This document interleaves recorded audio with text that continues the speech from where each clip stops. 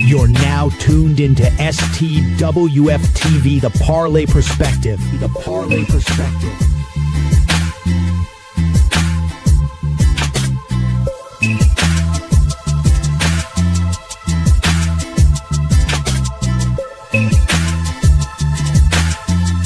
Five, four, three, two, one.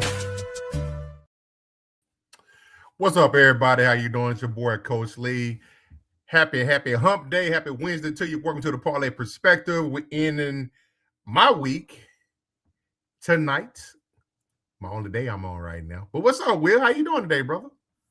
I'm cooling, man. It's time to bang this show. What you watching over there, man? You must be watching the For me, it's always something. Yeah, you know.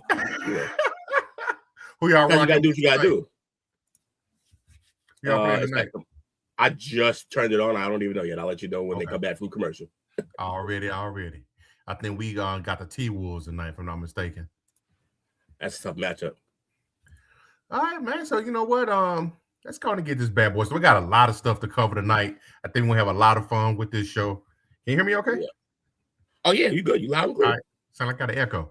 Got a lot of stuff going tonight. So right off the bat, this guy here is probably the ultimate troll, one of my favorite NBA players of all time. Not just simply for the fact of he is a former Texas Longhorn, but the great KD, the Slim Reaper, Durantula.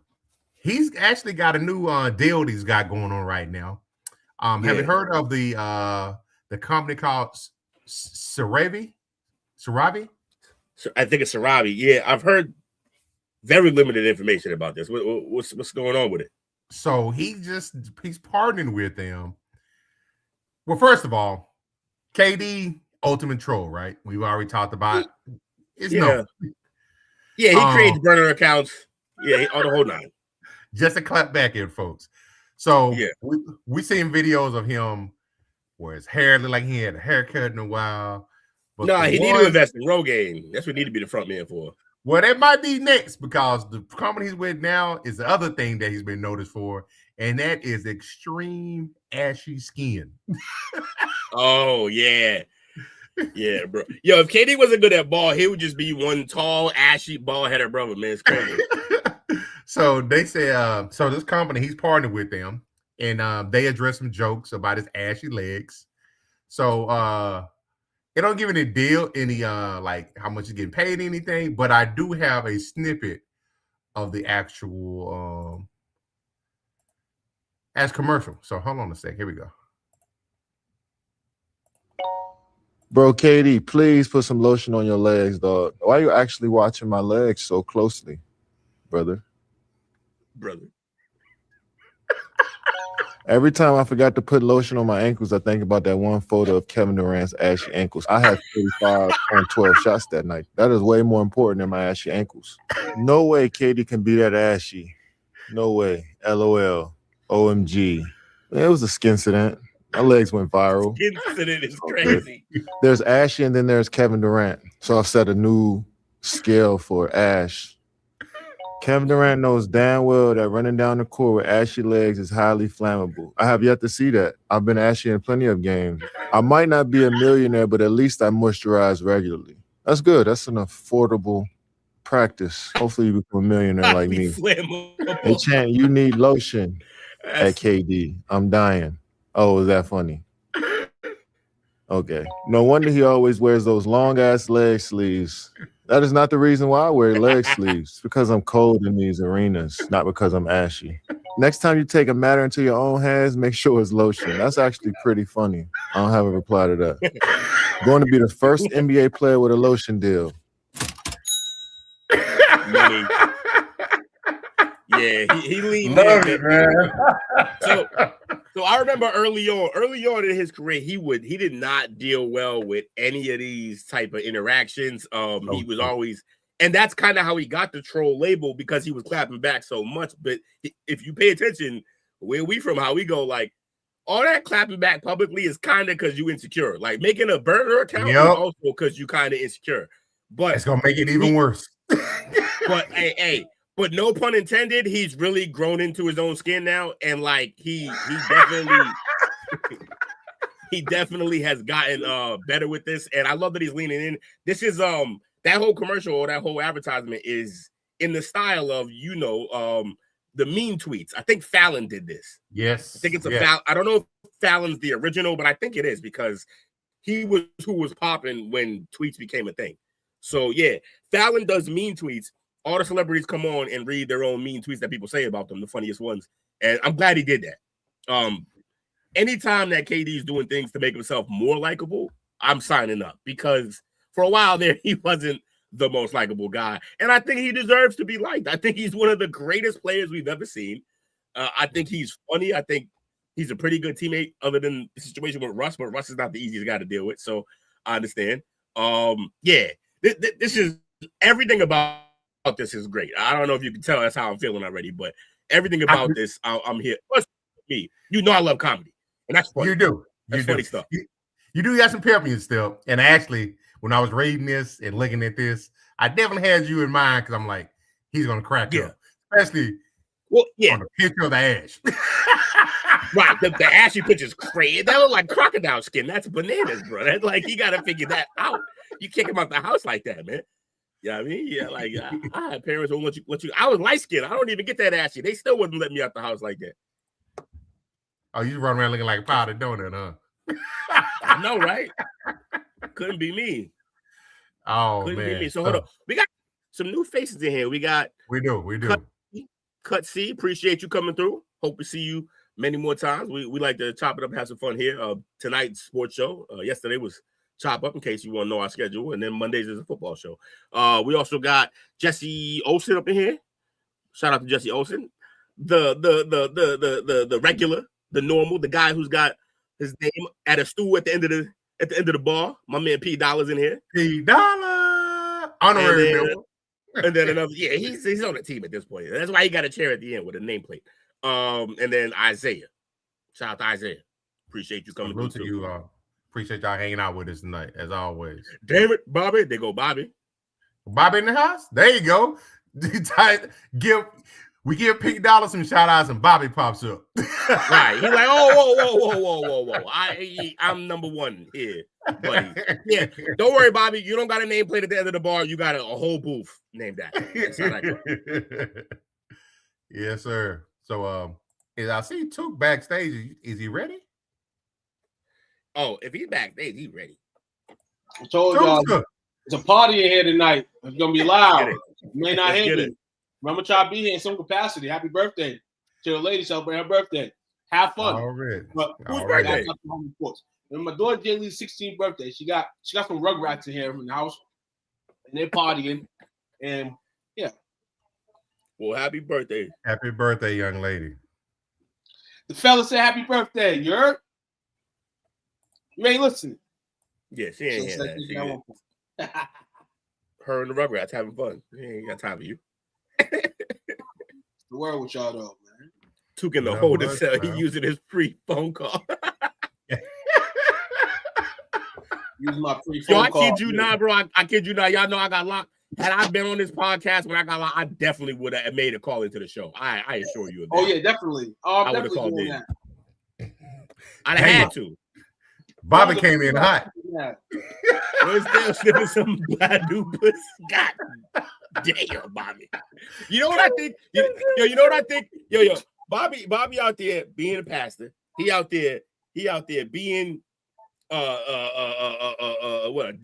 store manager and running a whole location. Yeah. Entrepreneur, chicken salad chick. He out there doing all this button up stuff, and he just come here and let loose because it's the only place he can do it. That's how I think it be going. Well, your camera's off. My camera's off. Yeah. Turn it on. Turn You it on. don't want to see the madness. Is that the birthday girl? Happy birthday. Thank you. Yes, it's your day. It's your birthday or your favorite holiday. It's your birthday. It's your birthday. It's your birthday. It's your birthday. It's your birthday. Get it.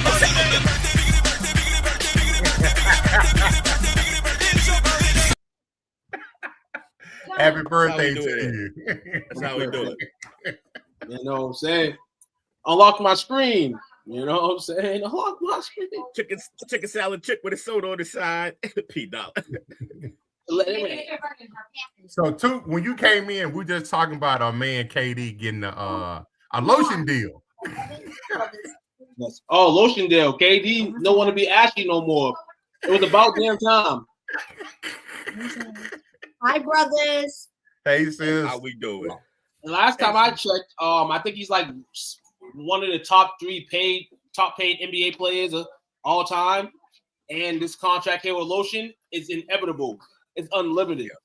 So shout out to Kevin Durant, man. You know, now they're gonna come get you. And he's single, he's not married, doesn't think about that type of stuff. Well, when you start putting on Lotion, brother, it's a different type of level. So they gonna come for him. He's still single? Yep. Kevin Durant's still single. Since the Monica Wright girl. We gonna hear a bunch of shit after he retires. Oh yeah. The stories. I want him to retire so he can go on Teague and them's podcast, because that's gonna be fun when he go on there. Yeah, T and them podcast is off the chain. They get every like. What you like Teague's better or Gills? Real talk for the comedy. Teague overall I like Teague show. I like Teague show. I like Teague show. You know, but you know, to stay away from his stories are better. You want to see the argument and all that, like the real, like this the American sports debating. I say you go watch Gilbert's Arena because you're gonna get Nick Young. And they argue more. They're closer to what we do. They argue more. They don't agree as much. American podcasting. Yo, you know what bothers me about that show though, and I hope that I'm not that guy on this show. I can't stand Rashad McCants, bro. He is just a goofy. Why did you like him? Huh? Why did you like Rashad McCants? I should like him because he's a Tar Heel, but like, just all his takes are just awful. Just on a regular basis, just bad takes. You're not that guy then, man. What you talking about? Give him more credit than that. That's fair. That's fair. But that only like, damn. I don't think my takes are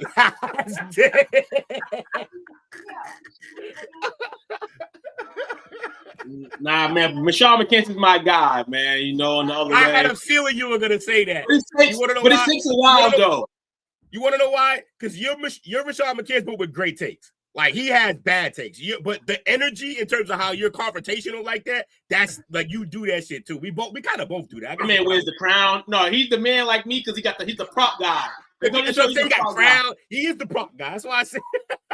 Where Faye Jordan's on the podcast. You know what I'm saying? Funny. That's funny. So, y'all know what y'all looking at on this picture? Some trading cards? Oh no! I know the rundown, so I can cheat. This is they're selling Kings tickets in bundles, y'all. In Costco.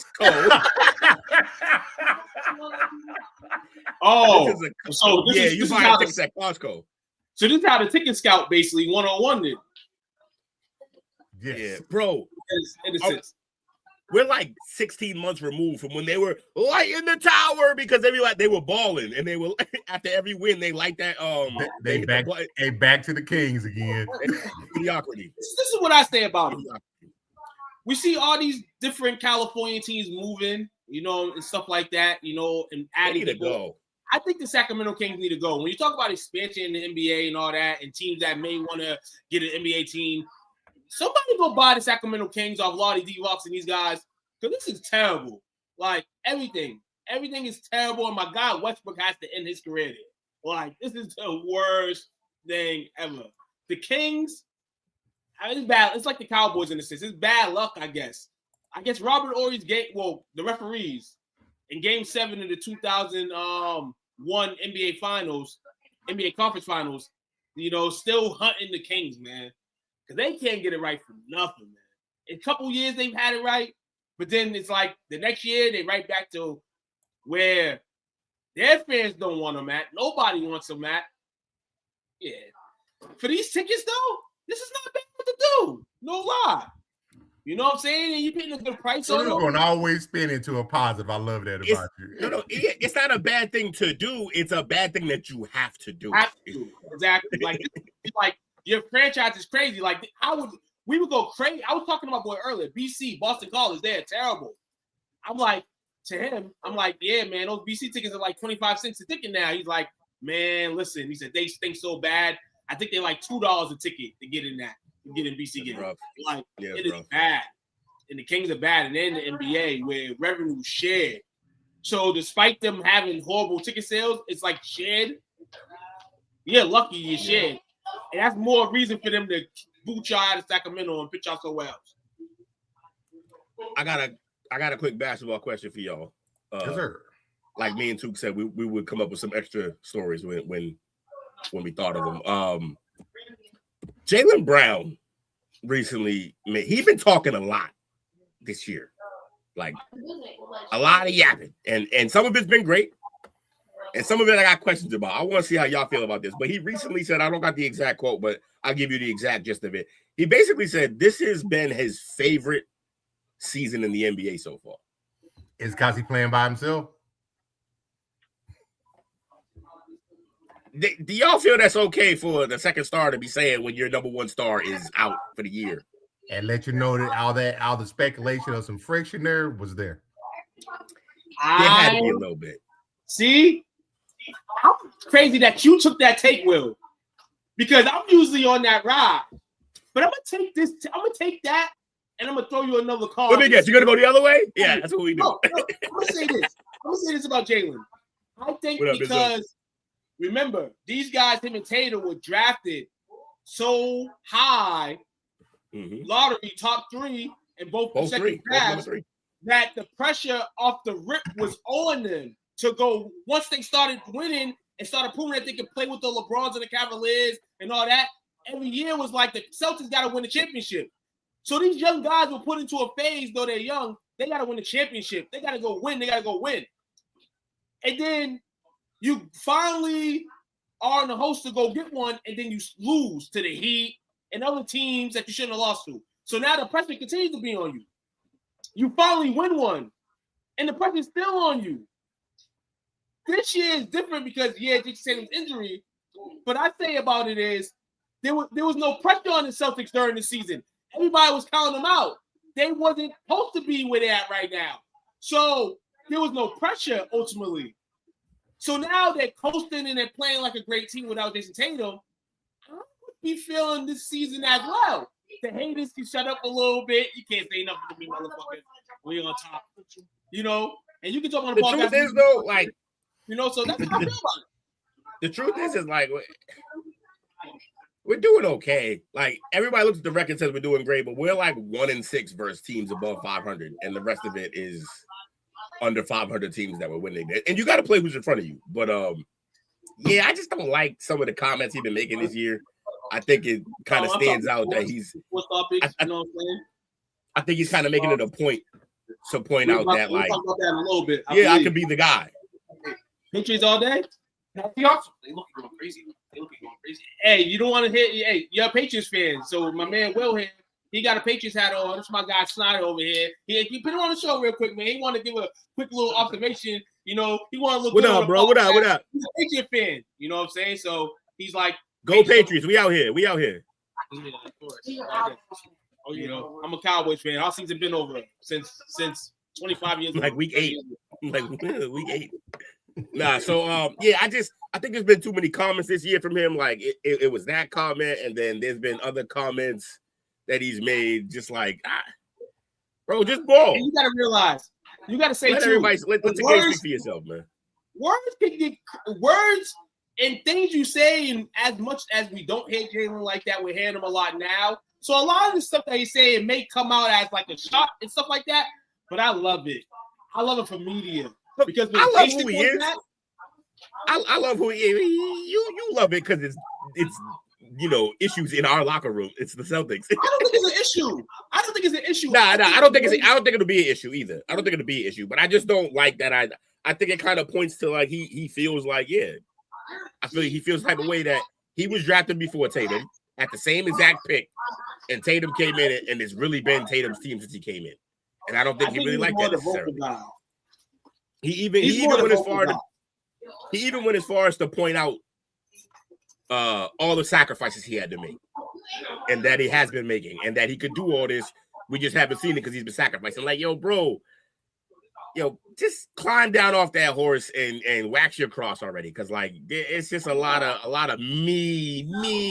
Like, yo, bro, we get it. You're nice, bro. And you've been kind of slighted by Boston. I think that's the real problem. Because for a lot of years, half of the fan base has been divided on whether we want to keep him or not. And every year we always talk about trading him. They never talk about it, but the fans do. So I understand from some point of view where he could kind of feel that way, but they ain't no need for this. If you just balled, like if he never said none of this and just balled all year, had an MVP style season, carrying us to the playoffs, Tatum comes back, even though I don't want him to, we get to the finals. All of it would have been, the whole conversation would have been about how nice Jalen is. And everything that he wanted to think, we would have been thinking it. But now he's saying it. Now I don't even want to think this shit. Get out of here. This got a little bit of, this guy has a little bit of, and we know Jason may come back this year, but this is throwing like the year after Jordan left Chicago vibes, when Scotty's just doing his thing, and then he's talking and all this extra stuff, and you may think he's throwing shots at Michael, and then he puts on a pair of Tatums, well, in this case, a pair of Jordans, and says, come back. You know what I'm saying? Yeah. But then I say, hold up. But you can't, because you don't want people to think like, oh, we want Jason back. You want to continue the ball. And, hey, keep it going. I'm glad you mentioned the Bulls, because what happened 20 years later in interviews? All Pippen did was try to shit on Jordan. Like every interview chance he get, he take a shot at Jordan. So yeah, like it's a problem. This is what I'm saying. It's a problem. Now, on the other side of that coin is they won 6 together. So I'm not gonna complain about it. Let these guys ball, but I just don't like it. All right, that was too long for a side story. What we got there? It's all good. So probably we got Coach Prime fans in here, huh? Normally, for the most part. You know, we like him. He's just not a great coach yet, but we like him. We love him. One of our group members, my sister from college, her son is wide receiver up there for him this year. So we got a little bit of interest. Right. I'm already made a couple of calls. I should be in the house for when Colorado comes to Baylor. So I should be down to Waco to be able to see that game.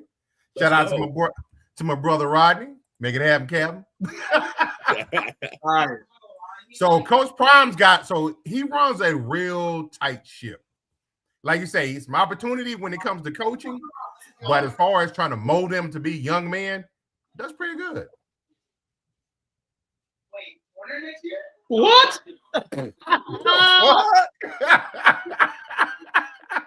That's a good joke, actually. That is a good joke. KC, I like the joke, KC man. Daycare.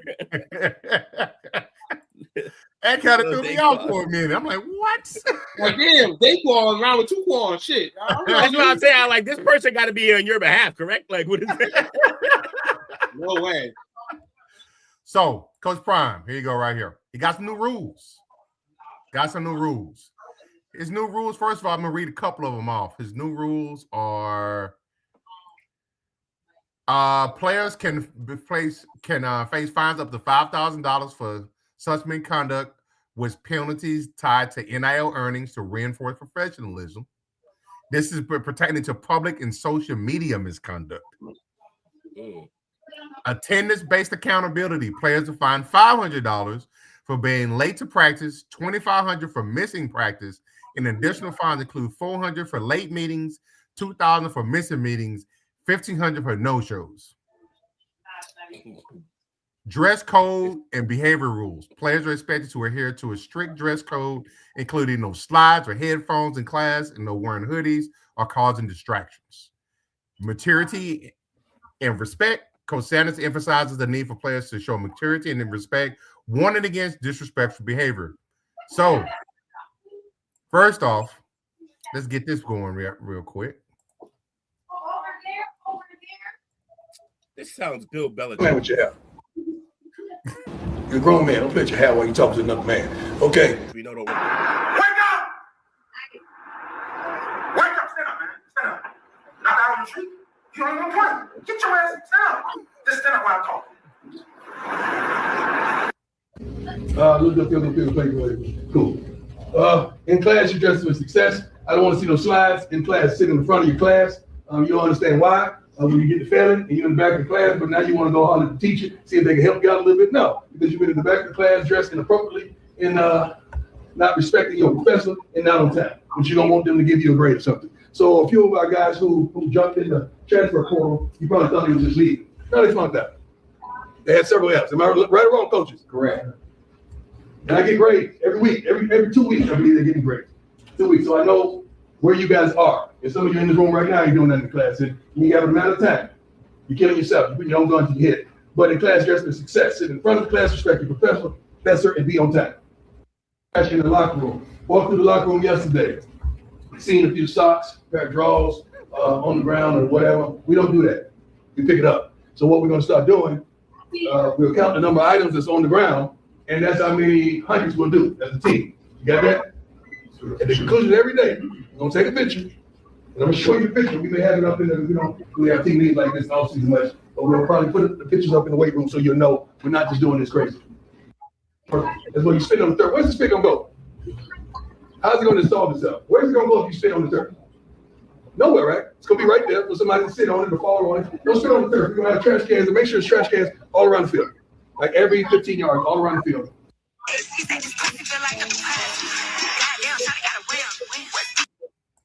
So, how y'all feeling about that?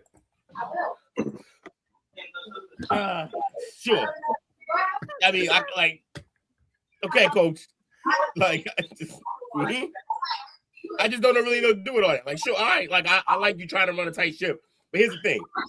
When you hold the kids accountable to like, all this type of stuff, who's holding you accountable when your team's 2-10? Like, you got to do y'all end on the coach's side. Y'all holding up y'all end of the couch or not? Now this is all making sense to me. When Dion first came into Colorado, he said he wanted to teach these guys to not only be professionals one day, but men, you know? And this is what it feels like right now by him doing that. And I'm going to add another thing. He made a song. It was called what? It Must Be the Money, right? Now you got NIL money. And now, instead of suspending kids for games and first halves, you can take money out their pocket. And if those fines are specifically for guys that are getting NIL money, you know, because I don't know the guys that are not getting NIL money, because there's some guys in schools that are not getting no money, maybe. Yeah, this is a money scheme. This is a money flip for Dion.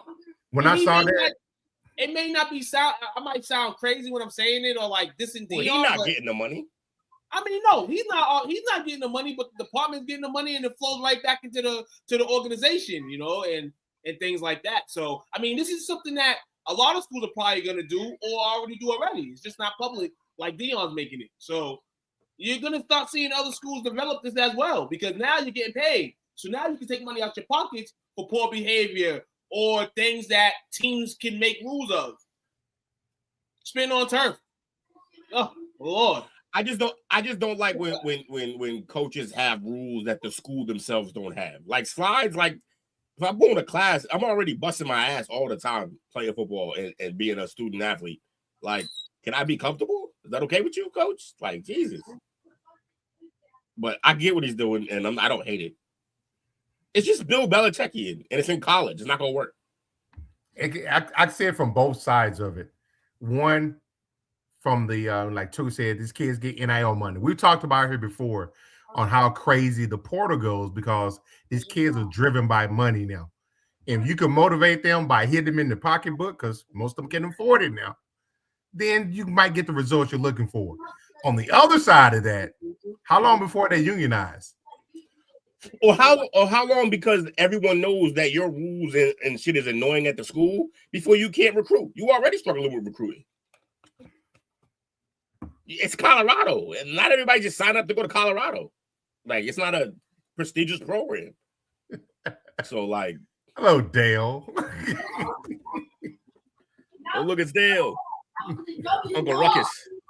I just slides. Come on, man. Like he can do the colleges, and this is why when people were shouting about the money, whoever shouts about the money, because I know Will is one of these guys that's like NIL money, fuck the NIL, you know, saying whatever the case is. So I agree.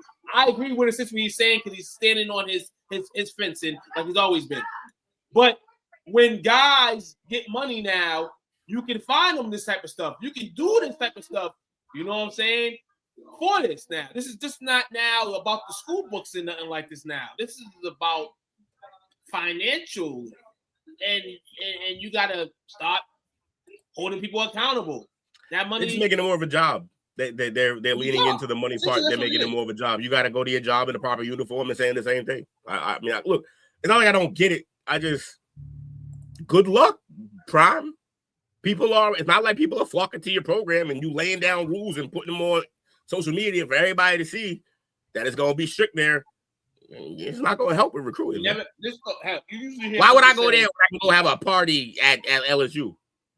Right. You know, usually, you hear coaches like, I want to win a national championship. I want to win the conference. Things like that. Deion, it wasn't like that with him. It was basically like trying to like mature players and all that. Like you said, Will, how long can that last when your program is first not winning? It's not winning. That's what it has to be. And it sucks that we are saying this because you want the kid to be academically smart and get their diploma and all that stuff. But this is not how it works in sports when you're playing sports. You know, you're trying to get to the league. You're trying to get to the top. I called it Bill Belichickian. And guess what? When you hear that, you're like, all right, but that's great. That's one of the greatest coaches of all time. Here's the problem. How did all that attitude and all that like stuffy, like uptight, no fun shit work when we weren't winning? Yeah. The entire fan base turned on this man. He just didn't get in first ballot Hall of Fame because of shit like that. Because so many people have a problem with him. Right. That shit's not fun once you losing. And guess what, Prime? You losing. And you think doing this is your path back to winning, but it might not be. But if this is how, look, I do say this falls in line with my shit where I say, dance how you got there. Dance with who you brought. And if this is how you got to this level, okay, then I'm not gonna argue with it. You Prime. So, which brings up my next point. I think this is an overcorrection. When he went to Jackson State, when he first got to Colorado, it was partying, celebrities on the sideline and stuff. Lil Wayne's out here. It was a party. Old ass ladies out here. And now got a little bit of heat on you because you went so good last year. Now you got to go to the other side of that. This video, I actually agree with right here to an extent.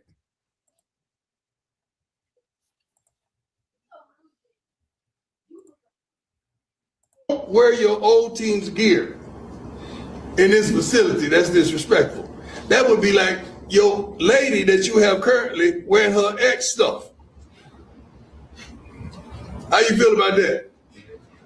She's sitting up there with a shirt on that has an ex name.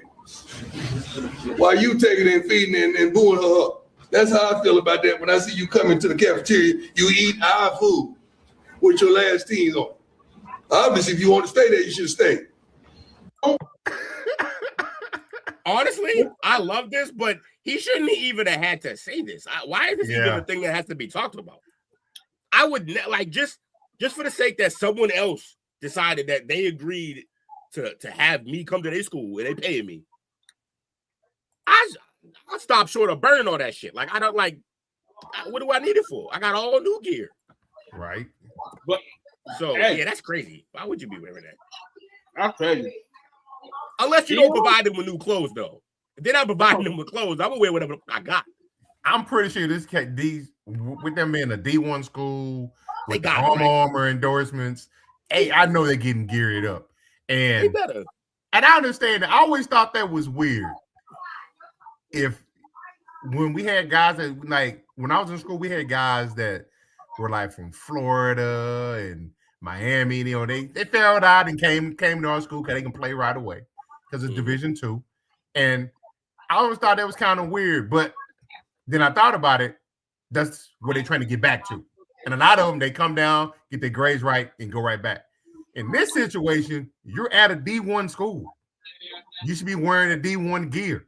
Like you said, if you're still wearing the gear, you should have stayed there because you got to think back to how he has a dress code on campus and the classrooms. you're a walking billboard representing that athletic department.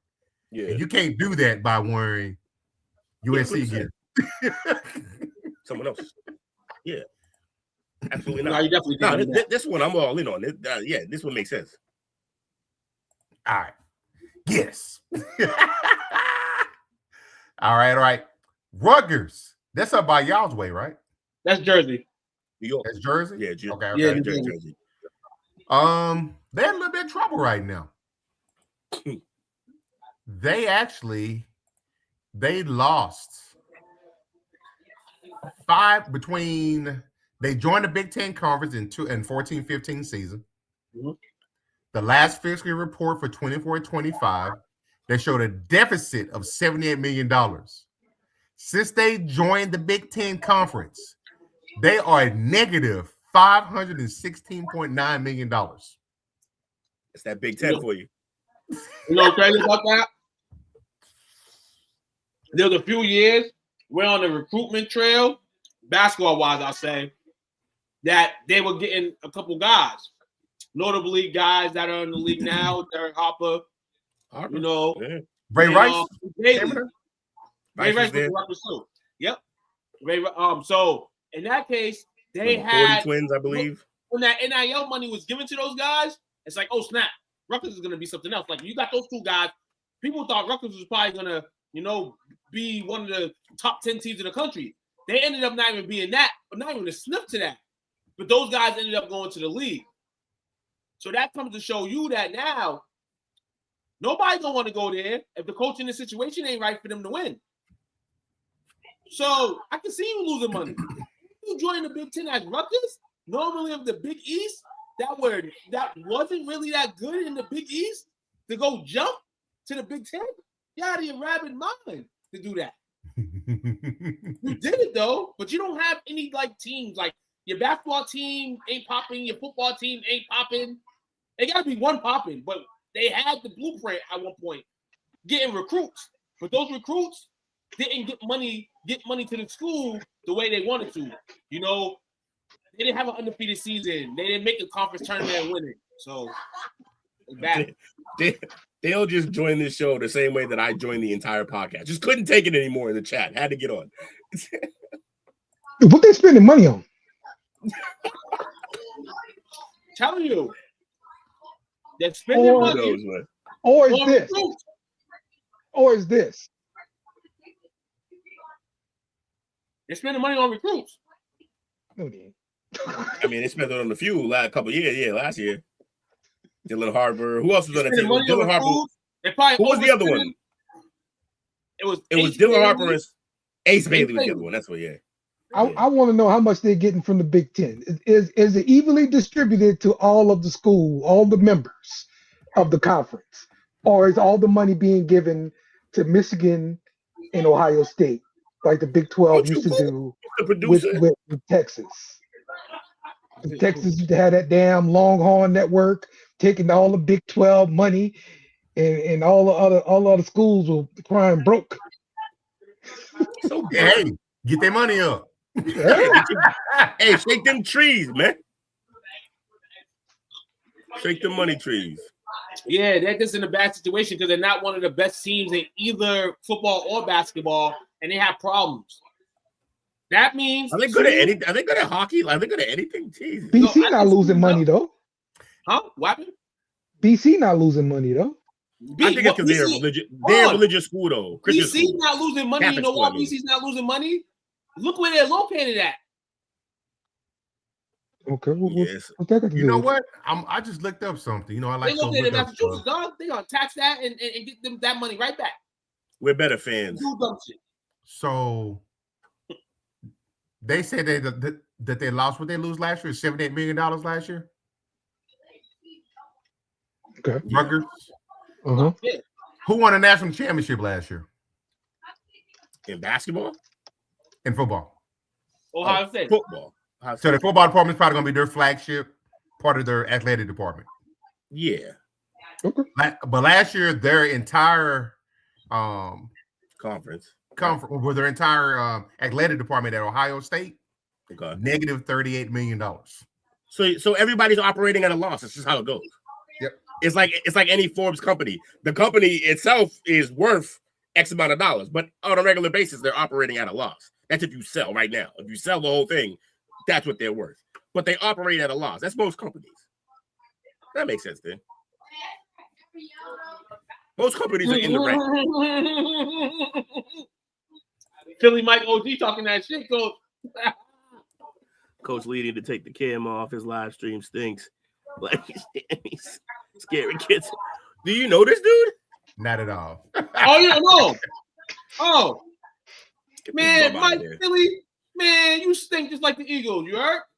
At least I don't think I know. Eagles. At least I don't think I like him. I mean, I know him. You definitely don't like him. I don't put my picture on too. And now we about that. You know, we on the smoke. You on his? You on I'm on nobody's his ass. ass. You sound like did it, bruh. Skip the baby over here, bud. Nah, let me come at him. What the fuck? For what? Do I know you right? It must be somebody I know. It gotta be. He was gonna tell me I was fucking with you, man. Nah, let me come at him. So, yeah, man, y'all season been over. You still coming out, motherfuckers? He know me very well. All right, then I'll let that go. Then that's between y'all. My name partnership between y'all. What mic you got? Who's a Philly fan? I'm gonna call you, brother. Already, man. Already. So you know who that is? I guess I do. Hey, we're sorry, man. You know him, dog. You family did. You know, unless you ain't. You don't know. Yeah, nah, if you family, you good, man. Hey, we on your back because we don't play. Hey, we don't play with ours, man. You're 3,000 miles away. You know what I'm saying? We don't do that. Shout out to you, Philly Mike, man. It's all good either way, man. Yo, Coach Missoula just almost threw Sam Cassell to the floor because he's arguing the call. He's so mad. That's crazy. What's happening in this game? All right. I think this next one came from Dale, maybe? Oh, that's why he's in here? No, it's going to be creepy. About to be creepy. Was that you, Dale? I doubt it. Go ahead. That was me. No. It was two. Okay. So the O.J. Simpson worst man of the year. We got 5 candidates. We got Freaky Justin Tucker, Speed Racer Rasheed Rice. Gotta read your paperwork, Tyreek Hill. Yeah. Whatever Jordan Addison did. And Stephon Diggs Gambling? Chef. I think he was gambling, but I think I saw something recent about some trespassing. Yeah. I think something got domestic. I don't know if it. And then we got choking Chef Diggs. Like, yeah. Hey, sometimes you got to choke a chef. Is all I'm saying. You man got 4 babies in the same year, dog. Shout out to Stephon Diggs. It would have been all right if he would have paid her. You can choke everybody you want. Just got to pay him. That's where he messed up. He ain't pay him. So we know about Justin Tucker, who used to be my favorite kicker of all time until he came out. He's a little freaky deaky. Tucker, it's got to be Tucker, bro. And the answer to this question has to be Tucker. Worst man of the year is Tucker. It got to be. He's a kicker, man. That makes it worse. Makes it way worse. On this list? So you think it's Tucker for you, Will? It got to be, man. He the only one on some sexual harassment shit. The rest of these people. Yeah. The stuff we read about him, he's right. He's shooting and leaving baby packs everywhere. Yeah. Wait, who? Right? Wait. Oh, Tucker leaving baby packs on tables. Yeah, like he wilding, bro. Firing off children. Like you can't be doing that. I'm gonna be real with you. The worst man of the year to me is the guy in the middle, Tyreek Hill. Yeah. He broke his girl. He broke a female's leg. She's suing him for that.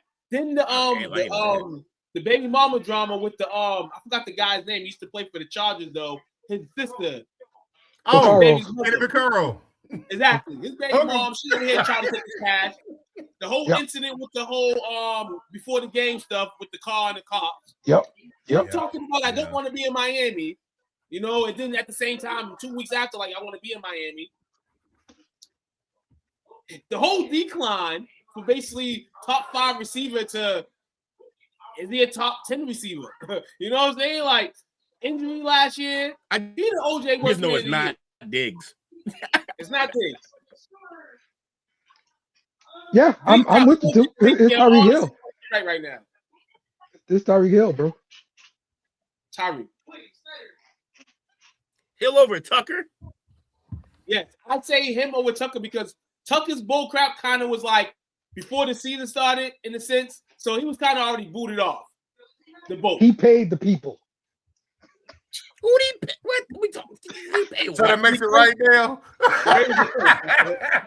He better than Diggs. Diggs they pay him.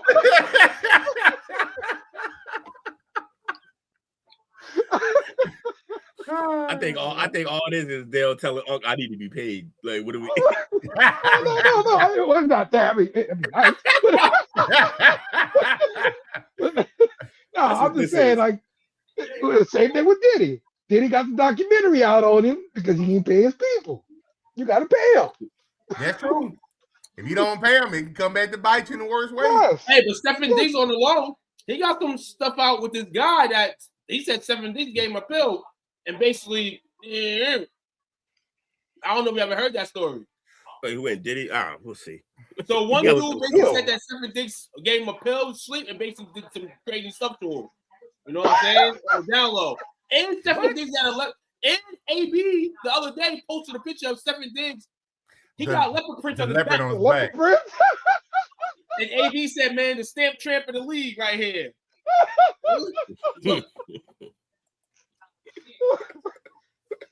But it's Tyreek Hill for me.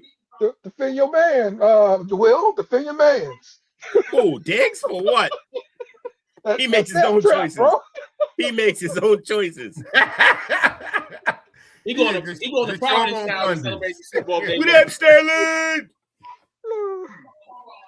What's up, baby? My dog. It's my dog. All right. He got a package. Delivery. Delivery.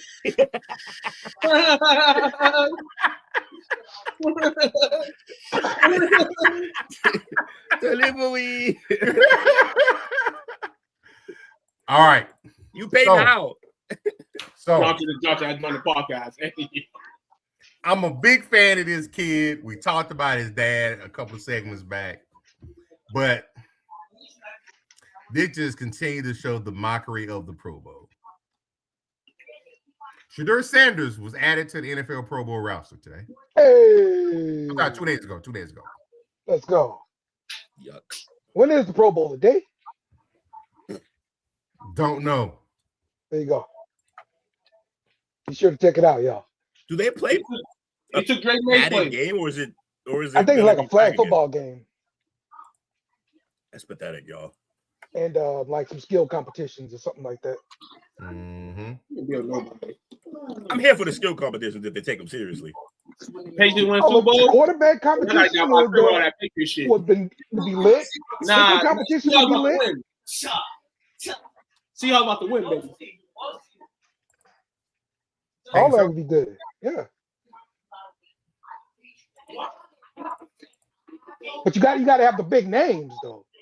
Like, you know, you can't roll out Tyler Shuck and that's it, you know. Dude, listen here. I think this is a PR move. For him to be a pro bowler? Yeah. Please watch this game, please. Not just that, but part of it, yeah, he was a tool. We don't know what happened during the interview process, during the whole draft process and everything. But the NFL didn't do him any favors when he was getting castrated via the media. Yeah. That led to his tumble in the draft. Mm-hmm. So baby, they're like, hey, sorry about that. They trying to build him back up. Yeah. I think honestly nobody wanted to play in the Pro Bowl, and I think he was the next person up. I'll do it. Sure, I barely played this year. I'm playing the Pro Bowl. Why not? You know, it's gonna be on TV. You know, I'm saying this, son. I like to be on TV. Why not? Even if the ratings are low, I'll still get to show people what I can do a little bit, at least. Plus, Plus, like, what better way to, like, you know, try to boost his stock than, like, let us see him have some fun. Because, you know, we always get to see the players have fun in the Pro Bowl, like, atmosphere. Let's see him do some things in a skills competition. Think about it. If he goes out in the skills competition, crushes the accuracy portion, shows that he has an arm, maybe people will be less, like, tough on him in terms of, like, what they expect coming up. Yeah, man, he can. He has some skill. He has some talent. Here's the thing. And I agree with you on that, Will. Also, I think he wasn't bad when he was at Colorado, but something that we talked about here, he had no line there. He got beat the hell up. Yeah. So if anything, he showed he's tough. He did hold the ball too well. He played some hero ball, but like the line was garbage too. And the coaching wasn't great because a lot of their routes were like, let's go down the field 20 yards with no line. And you got to remember, if I'm not mistaken, they ended up firing their first coordinator at Colorado mid-season. Yuck. Almost like it was like some sabotage type stuff going on. Get this bum out of here. Yeah, man, he was a good college quarterback, man. I mean, he didn't win as many games as maybe we would like him to win, or that you expect what gave me the belief in him was Tom Brady. When I seen him working with Tom Brady, I knew somewhat he could be a QB in the NFL. Because you're taking that toolage, and I'm not saying you're going to be Tom, but you're getting some of that toolage. Who knows how much you're getting it, but you're getting it. You know what I'm saying? Hey, maybe he can last a few years in the league. That was my belief about it. How much is Tom really going to help him? And he going to play for his team. Yeah, I was just about to say that. And Tom cheating. He already cheating in the broadcast booth, getting the info and giving it to his people. Nah, I get the sentiment there, and that is hilarious. But Tom loves the game, though. He loved the game first, before any team, anything. He loved the game. He's right here, the owner. But you also got to realize he was doing this before he was on a team in the NFL. He was already doing that with him. So I agree with Mike on this. The NFL needs to do the QB longest throw competition again, fastest man, strongest lineman, kicking competition. They don't really do that no more. To me, that was always the most exciting part of that whole weekend. Yeah, but the problem is that those versions of the skill competition, they're not taken as serious like the Pro Bowl. Like, for some reason, they don't take them as serious unless you make them a game like they've been doing recently. Because I remember the last time we seen the race, Tyreek Hill versus Micah. Micah beat him. I know Micah's fast, but Tyreek Hill he didn't even change in the shorts. Yeah. He was out. Yeah, he didn't care. He barely ran it. Like, which is crazy because all he does is talk shit about his speed. So you thinking he would run it, but he didn't care. They don't be caring. Rasheed versus Ray Rice, who's worse? Oh man, Rasheed Rice is on the tear right now. I'll tell you that. Yeah. Yeah. All right. That's crazy. So we just went through this whirlwind of the head coaches. There's 3 head coaching openings still available. I want you guys to rank these. You've got the Cardinals. You've got the Browns. No, the Browns got filled today, didn't it? Yeah. Monken. No, wait, not Monken. It was Monken. Monken. Today, it was like, about 3 hours ago? So there's 2 positions left. The Arizona Cardinals and the Raiders. If you're a head coach, which one are you taking? I'm taking the Raiders. Taking Tom Brady and the crew. I'm gonna be real with you, dog. If we see anything this year, the Raiders better be looking at the Patriots blueprint a little bit, in a sense. Team last year was one of the worst in the league, and I'm not saying they can, but you got to follow some type of blueprint to be that. They have some good pieces. Yancey's gonna be in the second year in the league. Bowers, premier tight end. If you guys are interested enough during the offseason, Max Crosby can be interested once again to be a Raider. You have the GOAT in the organization. He's not Michael Jordan yet, but he's Tom Brady. I hope he doesn't turn like Michael Jordan. But hey, you go get somebody in there. The potential number 1 pick, if Mendoza, is popping, then the Raiders is not a bad situation as you might think right now. It's just the organization stinks and they've been stinking for a long time, but it's time to change the sit. So the Raiders clearly have more to work with or more favorable things that you would like moving forward in terms of roster. But that's it. Like everything else, I think are on a better path than the Raiders. Now, however, the Raiders get to pick a quarterback number one, Heisman winner, national champion. If they want him, they can have him. I think they will pick him. And I honestly believe if he is what he looks like, no, I don't mean crazy. He looks crazy. But I mean, if he looks like the way he looks on the field, if he is that, you get one or two good linemen in there, or at least a left tackle, you cough up some money for. That offense could be really good next year. That's what I was thinking too. They got some good bones there. They do.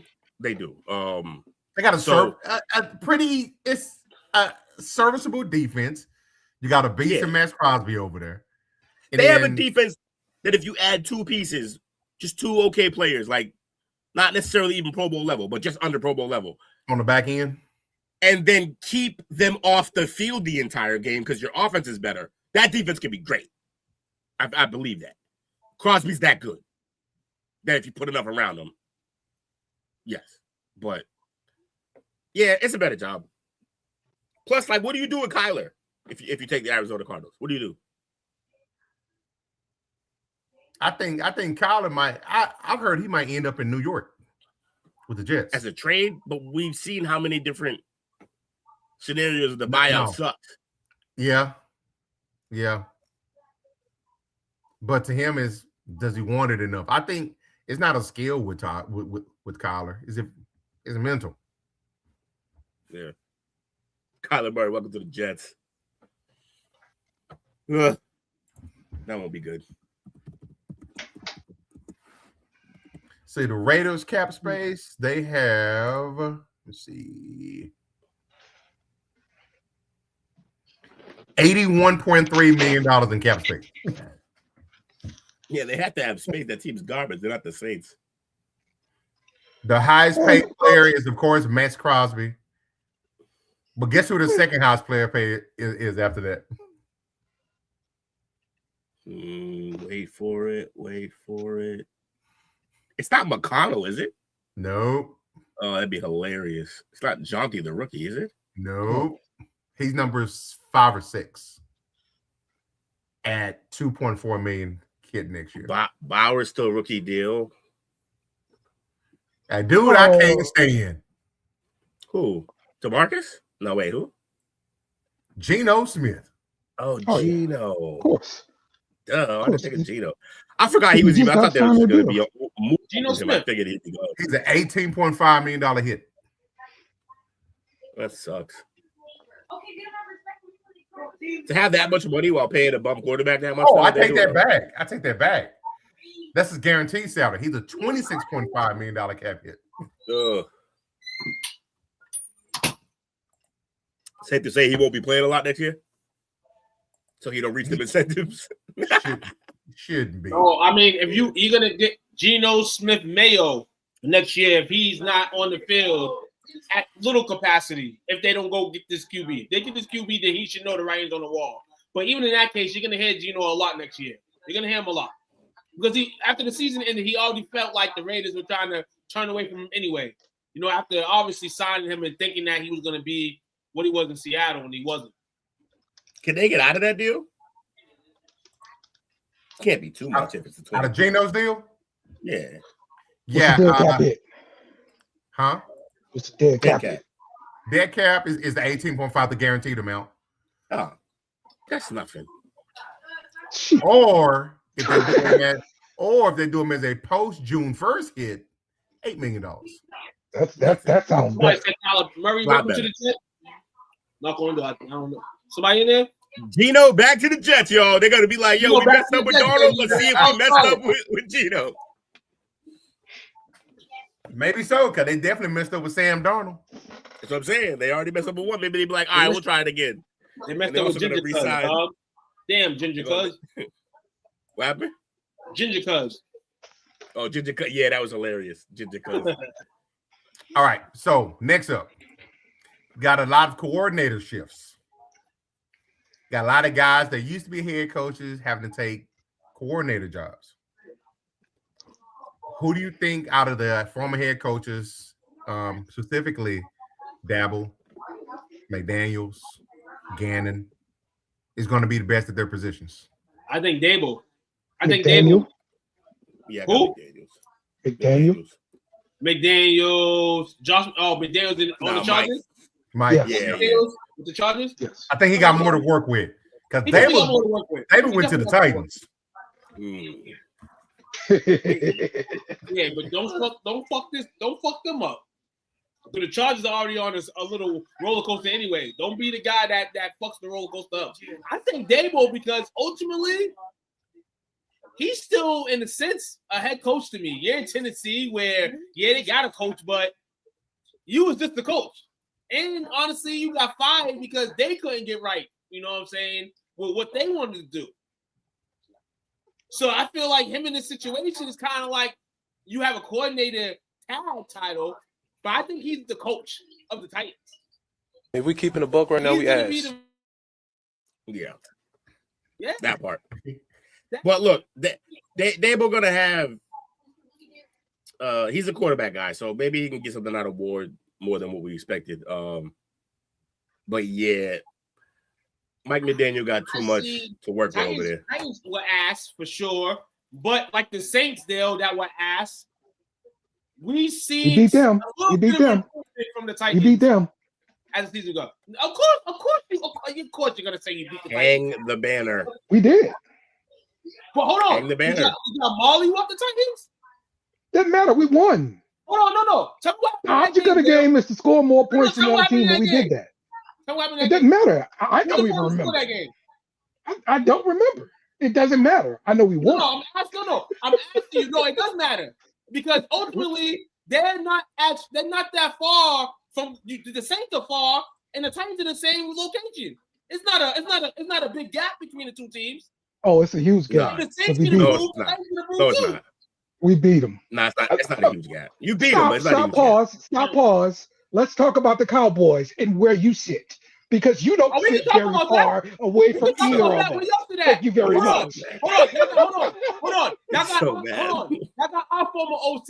Y'all got our former OC. He's making y'all look good. That's cool. So we want to talk about where you at? Good. That's cool. We want to talk about where you at?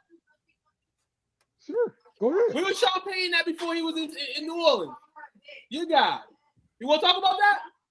He was in You the want to Giants. talk about that? No. He went to the Giants. You want to talk about that? Yeah. Talk that bullshit, same shit somewhere else. Don't talk to me. Look, y'all need to keep this talent that y'all just giving away to the rest of the league because Jerry's out here building these great practice facilities. That y'all hosting games in. And y'all not winning these games and winning Super Bowls, bro. Y'all should be doing that. Sounds like the Superdome, Silverdome, whatever it's called. Sound like that place. Oh, come on now.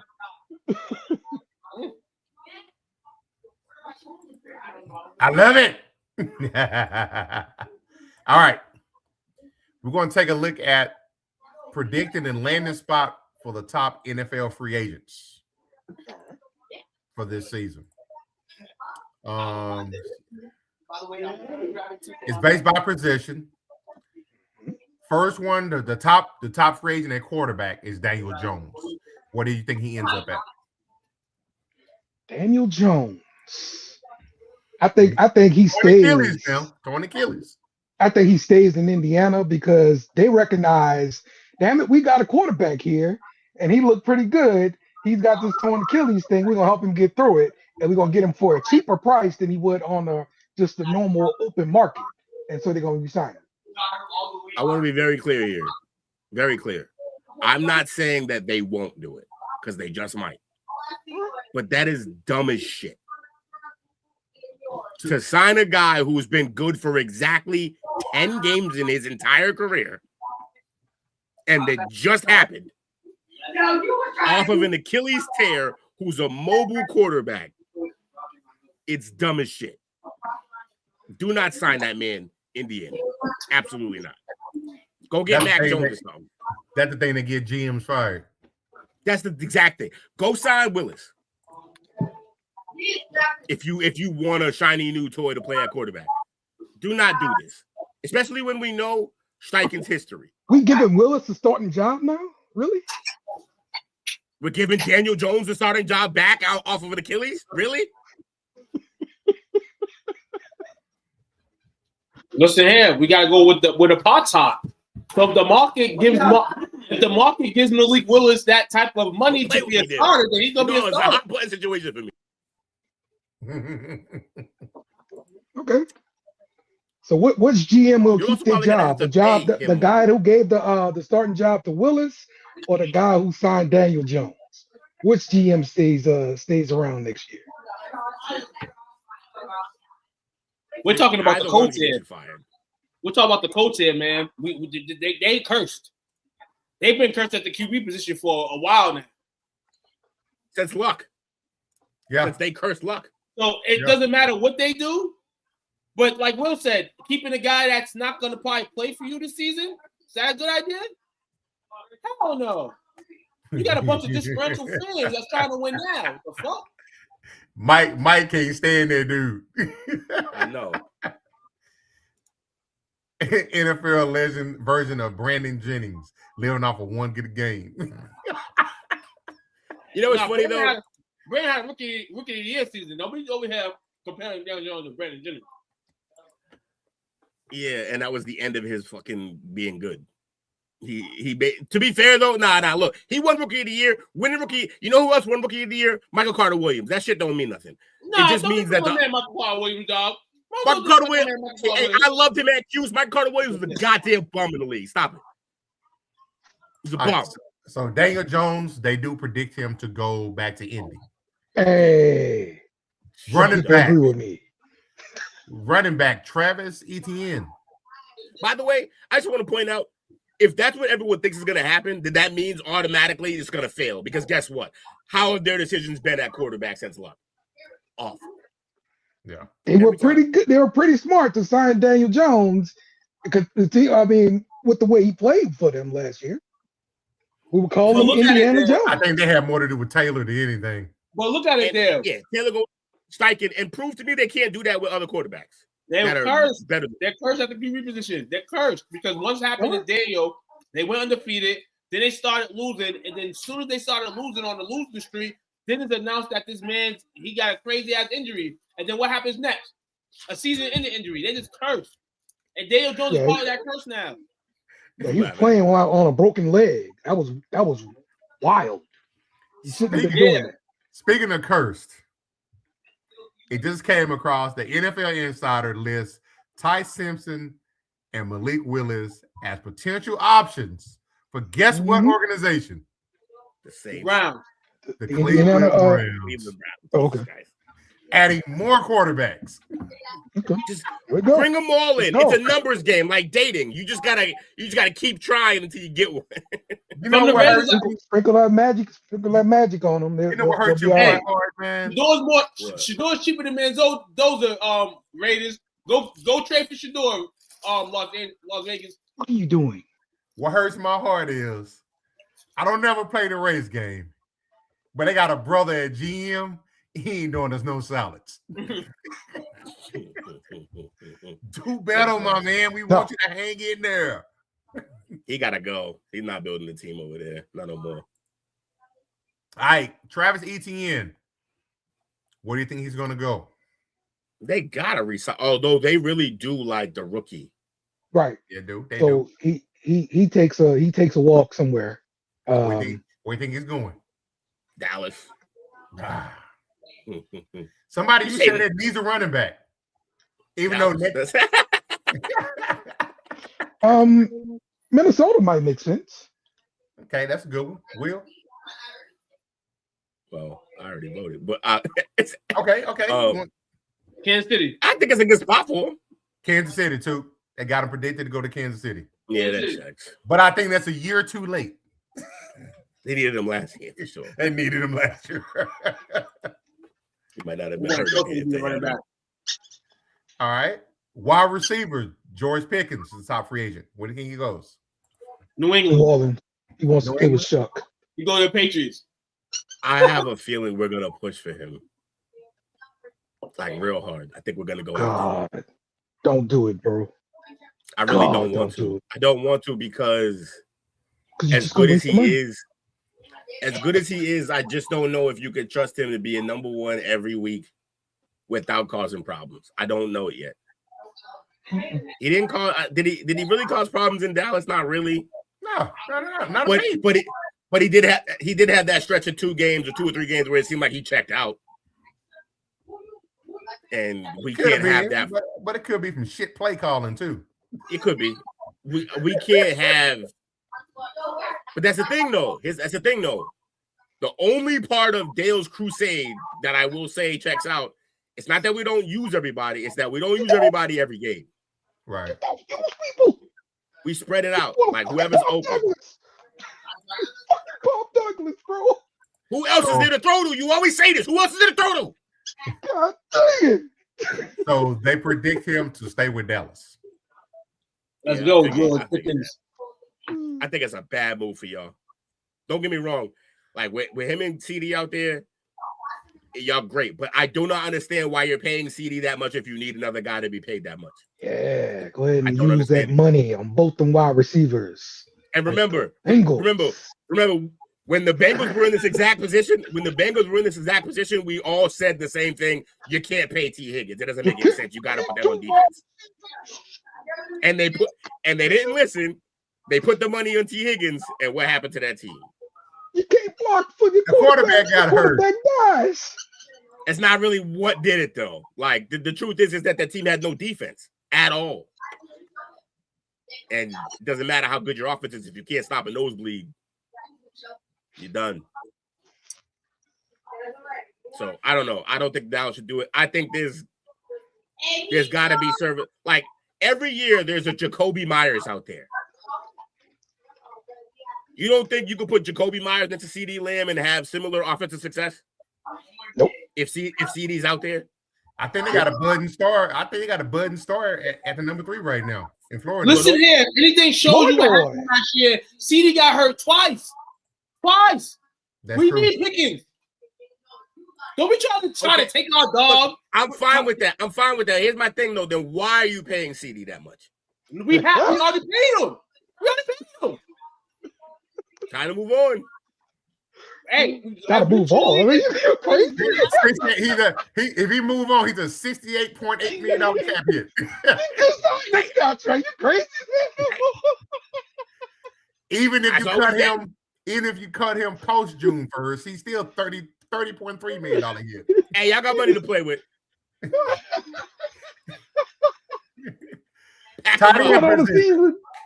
Hey, yo, Jerry got money. All the takes right now. The top tight end in free agency is Kyle Pitts. We think now that's the one I think more than Pickens is a Patriot on the Patriots radar because we're gonna have Hoppers up for a deal, our backup tight ends up for a deal, and he didn't really do much for us. And Hunter Henry's good. He does drop the ball a little too often for us, but like he's still pretty good. Now? Who, Hunter Henry? He's like 28, 29, I think. Okay. He's fine. They don't need a tight end. He's fine. Nah. But you gotta understand. He's one of your guys that you don't throw to. We've always been better in 2 tight end sets. We've had better seasons in 2 tight end sets, and I think if you put him in that Aaron Hernandez role minus the guns, I think it'll be real. Minus the guns, like real dangerous. So where do y'all think he's gonna go? So we'll say New England. Yeah. San Francisco. 2. Dang. Shanahan, baby. Shanahan will definitely get his numbers up. Exactly why I said San Francisco. And Kittle's been showing some disability. I mean, yeah. See, I think he's always disabled. Wide receiver. I don't think he'll be playing much tight end. Hold on. In San Francisco. Listen, you said he's not gonna play tight end. Right. No, he's gonna the first year, especially because Kittle's gone for I think a good portion of the year next year. Didn't he tear ACL or something? He did. Mm-hmm. He did. He tore his ACL. Yeah. So if they go out and get him, he's just starting tight end. There ain't no receiver shit. He doesn't block. That's the You got to block in that offense. He's not a great blocker. He tries. They predict him to go to the Dolphins. Oh, he's a Florida kid. But their whole situation's in disarray. Are they just thinking that the Dolphins are going to pay him the most? Because, I mean, yeah. Every year, his production has gone, his touchdowns have gone up by 1. Hey, Mike, you watch your whore mouth.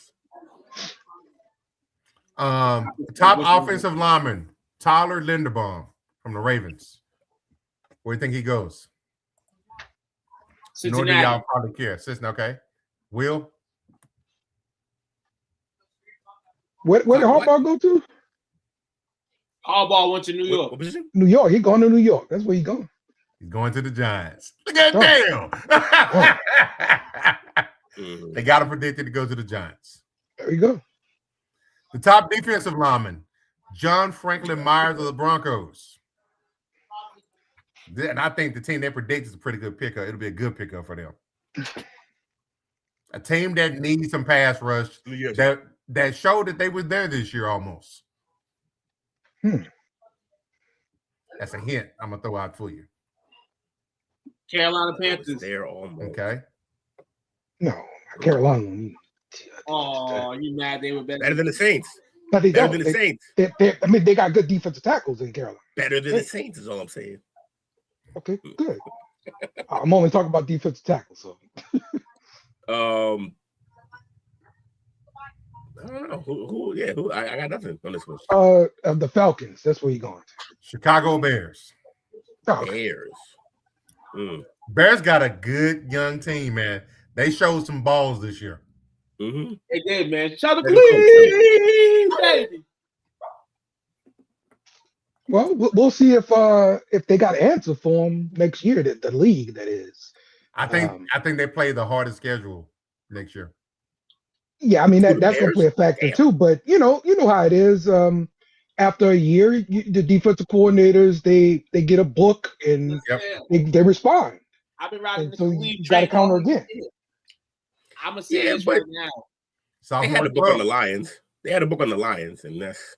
I think the Bears are going to go back down to reality next year. Who goes back to reality? Bears. I think the Bears are going to go back to reality next year. That's kind of what he's saying about people getting a book on them. Okay. So that means the Vikings. Does that mean JJ McCarthy figures it out? That means the Vikings are the best team in the North next year. Maybe that's what that means, or just the Lions continue to be good. Top edge rusher, Trey Henderson of the Bengals. Finally, this guy gets free. Yeah. Yes. Curious to see what kind of contract he's gonna get on the open market. 30-31. Right, because he's getting up there now. He's on the wrong side of 30. So that's gonna be really interesting. I'd say I see the Browns. Put them on the other side of Myles Garrett. That would be scary. Will? Right. This is going to be a reoccurring theme, but I think he's going to be on our radar as well. Yeah, I want everybody. I knew it was coming. I just know like where our team is now. We're ahead of schedule, ahead of where we thought we were going to be. And I think we're in the bowl with a young quarterback. I think players are gonna want to come here. It's gonna be like it used to be with the Patriots, where people actually want to show up here. And you got to strike. You got to strike the free agency while it's hot. Where you got that rookie quarterback on that rookie contract. And we really need that position to excel a little more than what it already is. I don't mean we're gonna get him, but I think we're gonna look at him. I think the teams with the most cap space, one of these teams will get him. Team with the most cap space right now in the league: Titans, Raiders, Chargers, Seahawks, Jets, Commanders. Those are the teams that I think will probably go get him. They predict him to go to the Ravens. Ooh. If he as a fuck you, yeah, that makes sense. 13 million in cap man, space. if he went to the Seahawks, man, that's gross. Yeah, and that would be the Seahawks. That would be the Seahawks operating like the Eagles been operating for the last couple of years, like the rich get richer, because like that defense is already filthy, and if you add that, yuck. Seahawks actually have the fourth most cap space in the league. Yeah. See, how do they do this? Chargers sneaky too. Chargers got Drafting some well. cap space too. You said Jackson? They drafted well. That's what it was. They did draft well, but like, yeah. To my Seattle. Yes. They All that have cap. drafted well. They're not going to be able to spend all that cap money though, because a couple of them guys got to get paid too. I think Woolen's coming up. I think Weatherspoon's coming up. Mm-hmm. Yeah, they got some pieces on defense coming up. Jackson Smith and Jigba got, I think, 1 more year or 2 more years before he has to get paid. Yeah. he's gonna get all of the money. Absolutely. Yeah. My man, hey, give it a seat. Dre CD get smacked. Jackson Smith and Jigma. You know what I'm saying? What happened? Dallas is about to get Jackson Smith and Jigma. Jay about to get him back. Just keep loading Oh, up there you go. receivers. They just With win. no No defense. Y'all can't come in here no more. The top fringe linebacker is Devin Lloyd of the Jags. Now y'all can come back. That dude's so freaking frustrating. I had him in fantasy multiple years. He would get hurt so many freaking times. I can't Patriots tell ain't you. beat us in 7 years though. So we ain't talking. Woo! Don't come to New Orleans. That bull. I know that. Yeah, I'm sure everybody's running to New Orleans right now. Keep They that. got- Keep that. they And do keep that in have- Jacksonville. So I give you a clue. They do have him predicted to come to your division, Okay, Tampa. Tampa Bay. There you go. Mm. Boom. And then the last one, cornerback Jalen Watson of the Chiefs. This team really, really needs some defensive help. He's about to go back to. He's about to go with Snead. He's about to go to Tennessee. Okay. Will? The Bengals. Yeah, Tennessee definitely makes sense. I like that. I like Tennessee. Cincinnati. Ah. Bengals? Yep. Yeah, it makes sense. They're awful. They're on defense. So bad. That's pretty much what it is. They need all the help they can get. Come here. All right. So moving along. Let's see. Our drafting portion. We'll look at the top 15 safeties this week. And safeties. So I'm going to give you the top 15 safeties from 15 up. Isaiah Wokobia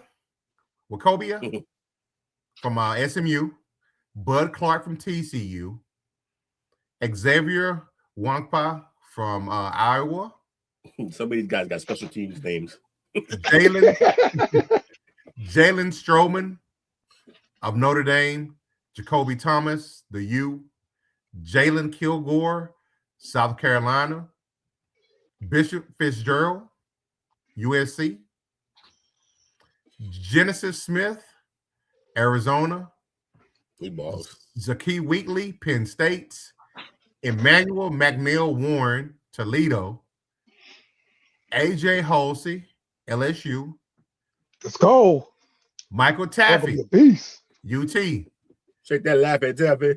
Oh, Dylan Thinneman, Oregon. Kamari Ramsey, SC. Actually got 2 guys up here. Caleb Downs, Ohio State. I actually got 2 guys up there and it was bums. Crazy. Yes, right? If your team had a chance to pick one of these 15 guys, who would you want? Downs. Yeah, obviously. Yeah, we all want Downs.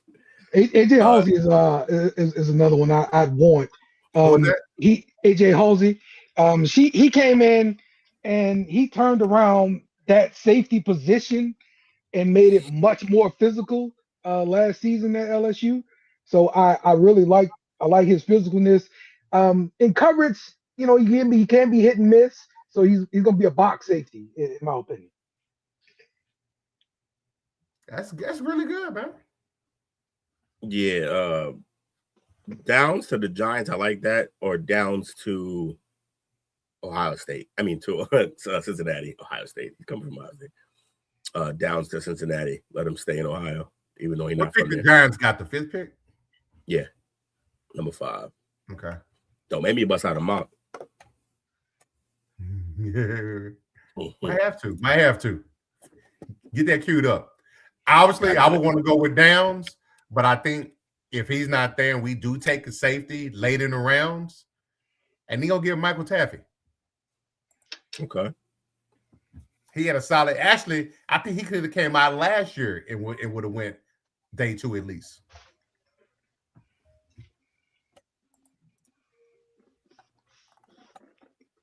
Candy girl.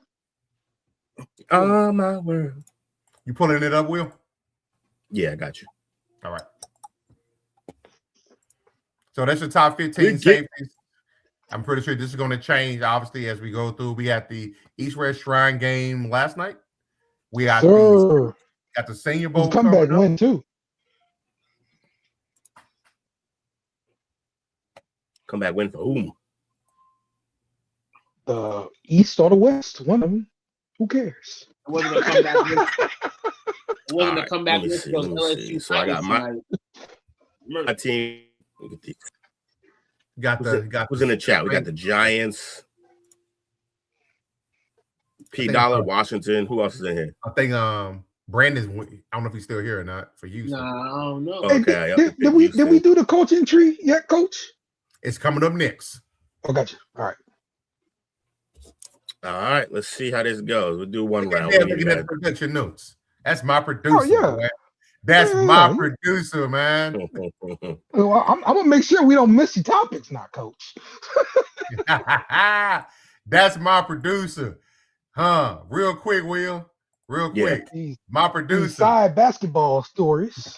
He come up here, but that's my producer, man. He hold it down for us, doing it big. Mr. Producer Man. You heard? That's my producer. Oh, what happened? That's my producer right there. Shug. Pull a shug move, make you drink a bucket of piss. All right. Well, put my joint back up, man. He's gonna take it down. I got it. He gonna take it back down. He's sabotaging me. My producer sabotaging me.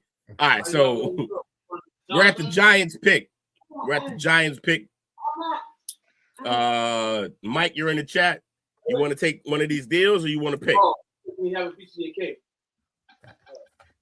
Oh, I wouldn't even. Even though it's a great haul, I wouldn't get it to Philly. No, hell no. Hell no.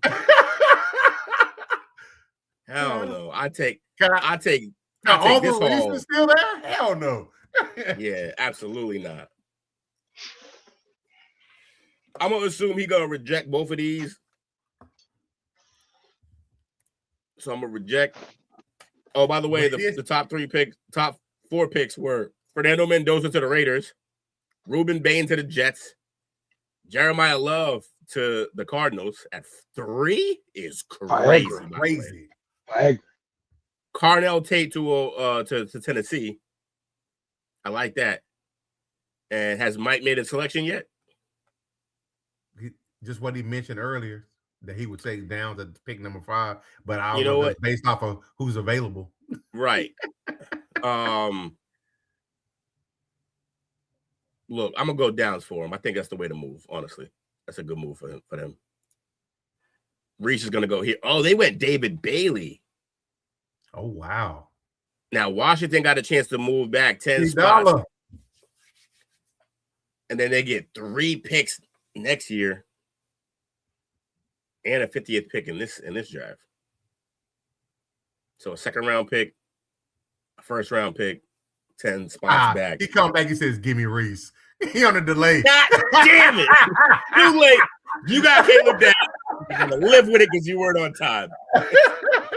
You're like Minnesota that year, who got skipped over because they took too damn long. I knew you said that. I was like, he said Downs, but I don't know if he thought Reese would still be there. That's based off of who's available.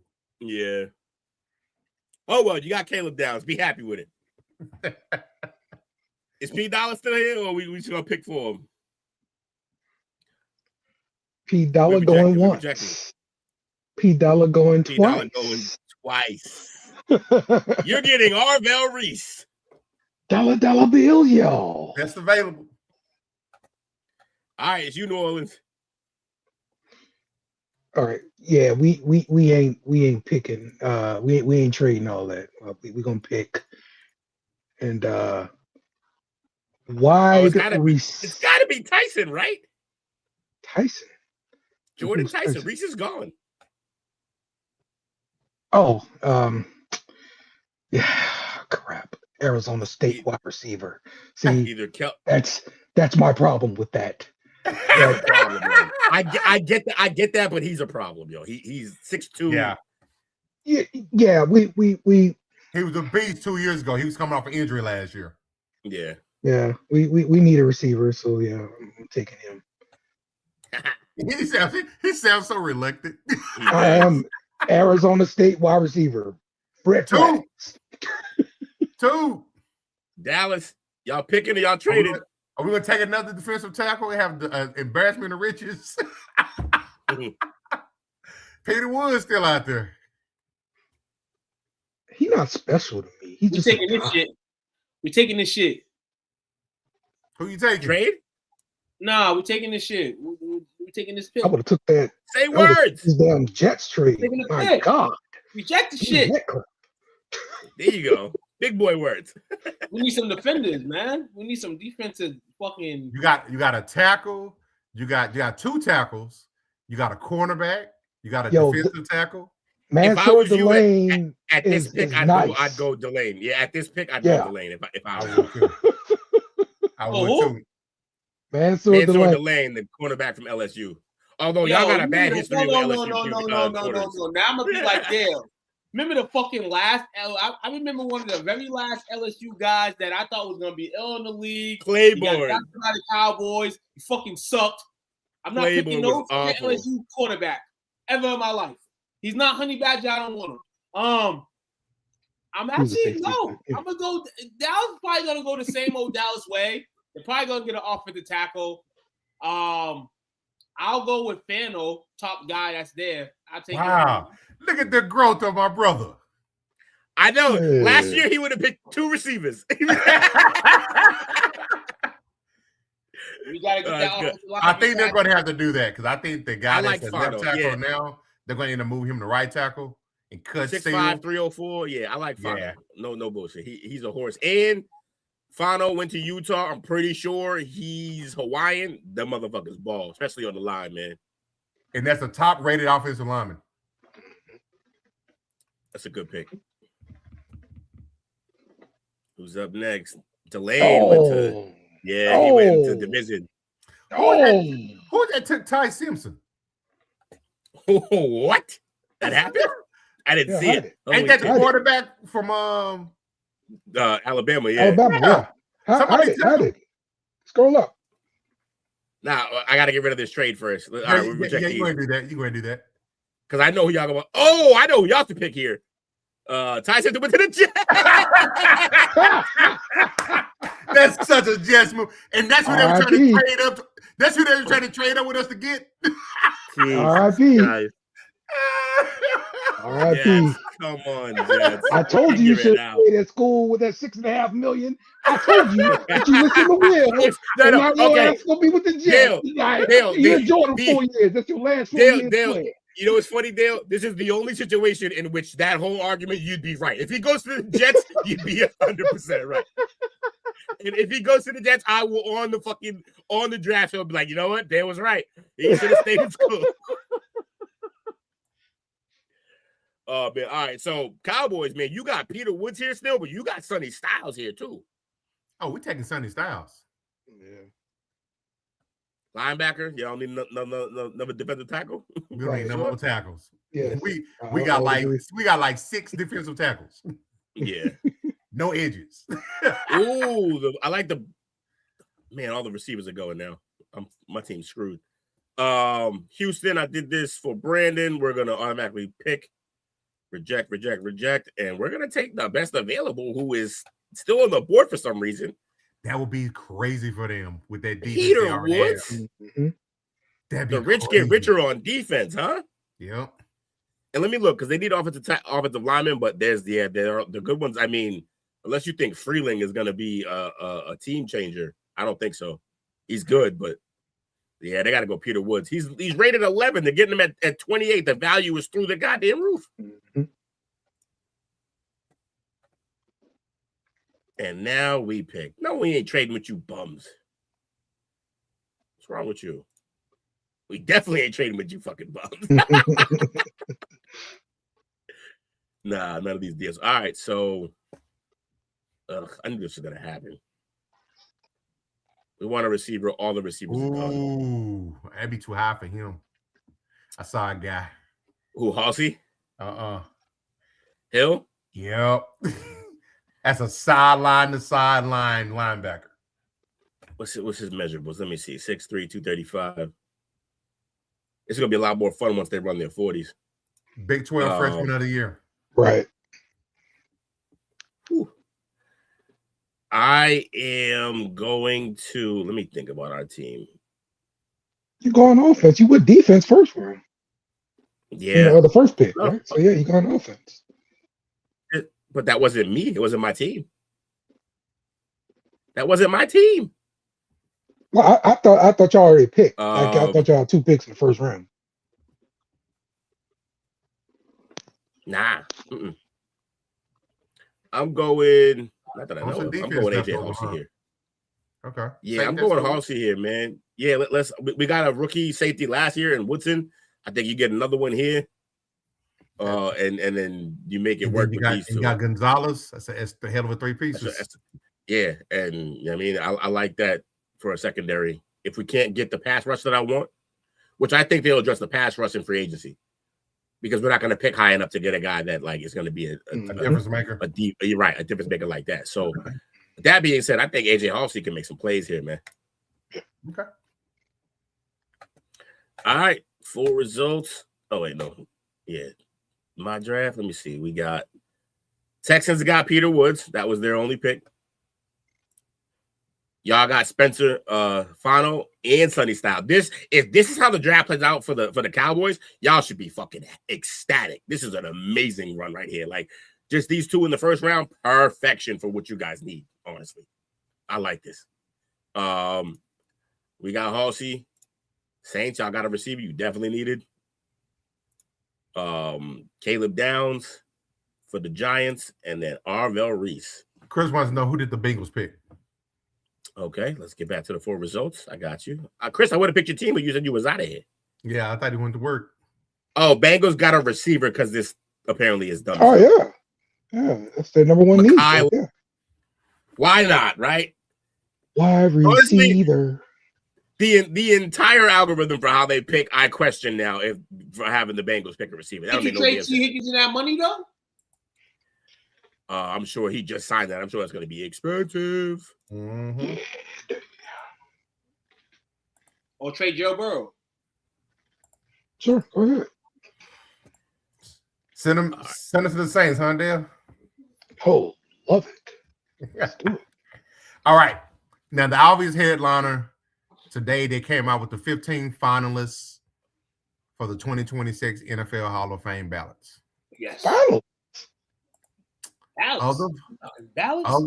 Of the finalists. I want Tyson. Why? You have receivers, bro. You don't need no more receivers. Figure it out. You got to get defense. How many points you think you can score?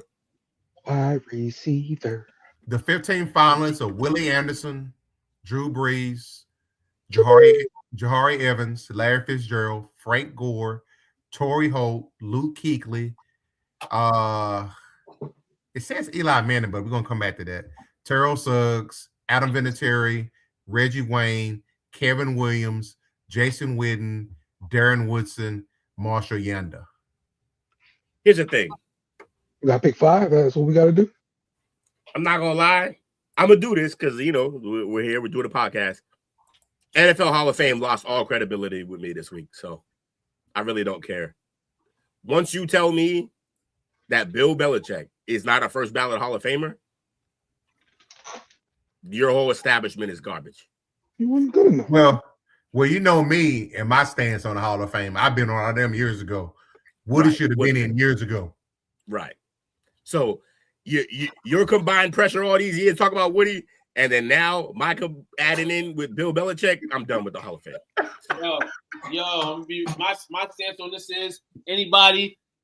I'm like the MLB voters. If you cheat the game, you ain't on the, you can't be in. But eventually he's gonna get in. So I don't understand why people understand this is a big deal. First ballot. We knew, like, Live here. I knew for years that Bill Belichick was not going to be first ballot because all this shit was going to come up. Somebody was going to have to take the bullet for the Patriots. Is fucking shit that they did. Tom Brady's not. Julian Edelman's not. You know why Julian Edelman's not? Because he's going to wait his time to become a Hall of Famer if he ever does. Gronkowski's not. Gronkowski, isn't he a Hall of Famer already? Oh, no. No, he ain't been out 5 years, but he will be. Somebody's got to take the bullet for that shit, and it's going to be, of course, Bill Belichick. I'm sorry, Bill, that you wasn't first ballot, and I understand why people are mad. I feel for everybody. He should be first ballot, regardless of all that shit. But we got to keep a spade a spade. We knew this was going to happen. So why the fuck everybody mad now? Why? Because what you're saying that everyone knew isn't actually true. Not everybody knew. That's crazy. Somebody was going to take the bullet. When the Patriots first did this shit, a million years ago, if I asked you last week, who is Bill Belichick going to be a first ballot Hall of Famer, I guarantee you would not say no. I would have said no because I'm the one who did this shit. Yes. Hold on. Matter of fact, if my mind serves me correct, if my mind serves me correct, we've had this conversation on this podcast in regards to Bill Belichick and when he would be in the Hall of Fame, and I swear I've said not first ballot, and this is the reason why. It sucks. I'm sure we can fact check that. Look, here's the thing. He had a Hall of Fame career before there was ever any mention of cheating. Period. Two rings as a coordinator with the Giants. Yep. And then the first 3 rings, there was no question of that shit. All that shit came on the back end. Listen. He started getting the notoriety when he started winning his rings. With his team, his own team. Here's the problem. You didn't let me finish. You didn't let me finish, bro. And then the midst of that, finish. I don't care what you have to say. You didn't let me finish. What you say? What you gonna say? I'm saying he won the 2 as a coordinator. Okay. And then when he won his first 3 with the Patriots, there was no scandal. Hold on. It was all in the back end. Will, fact history. Before they won his first Super Bowl with the Patriots, he was cheating. He was literally cheating well. What are you talking about? So after his first Super Bowl, they found out he was cheating the first time he won with the Patriots. His first Super Bowl as a head coach, he was cheating. Wait, what was the scandal for the first one? The fucking game signals of the Rams. Do you not That's right. The game signals? That's not a scandal. Game signals.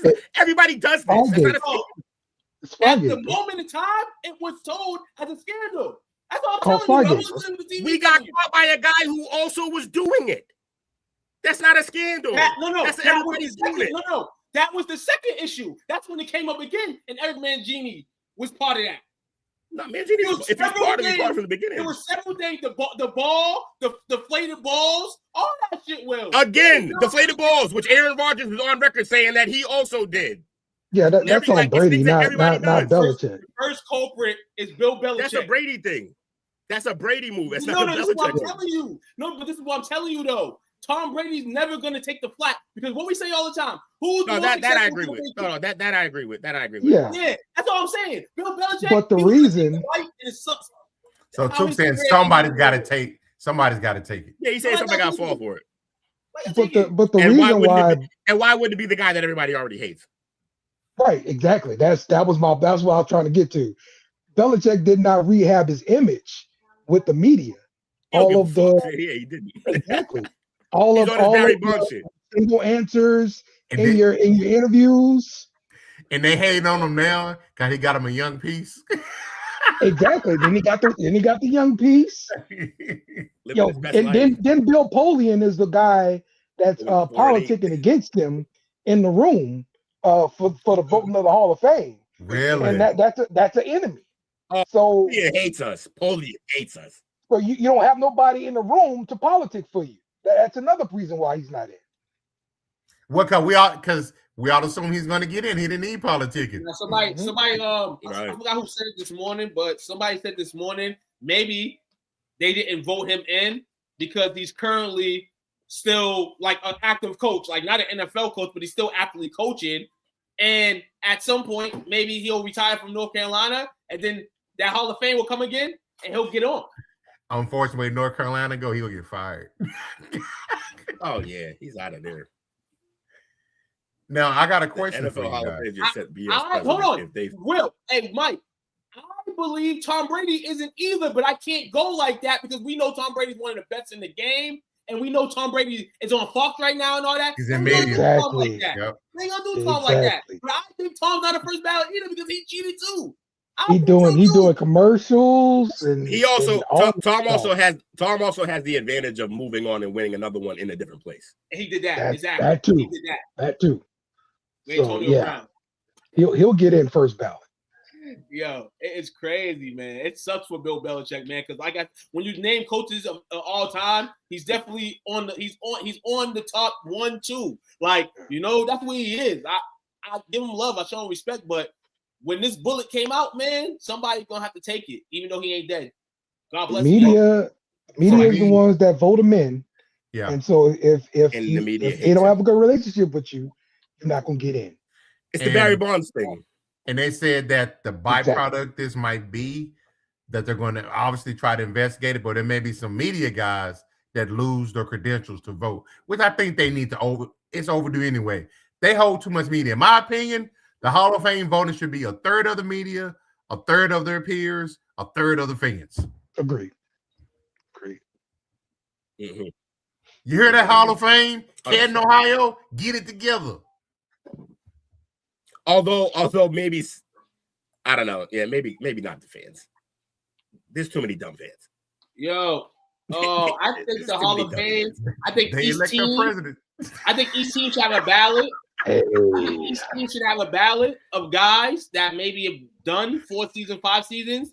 Who they think are Hall of Famers, and then put all those names to the vote, and then see who Hall of Famers are. I think that's a good idea. Why not? I think the number one. I think the weight of the vote should be on your peers, and I know they could be haters too. I know actually, if it's based on peers, Tom's gonna have a harder time than Bill is.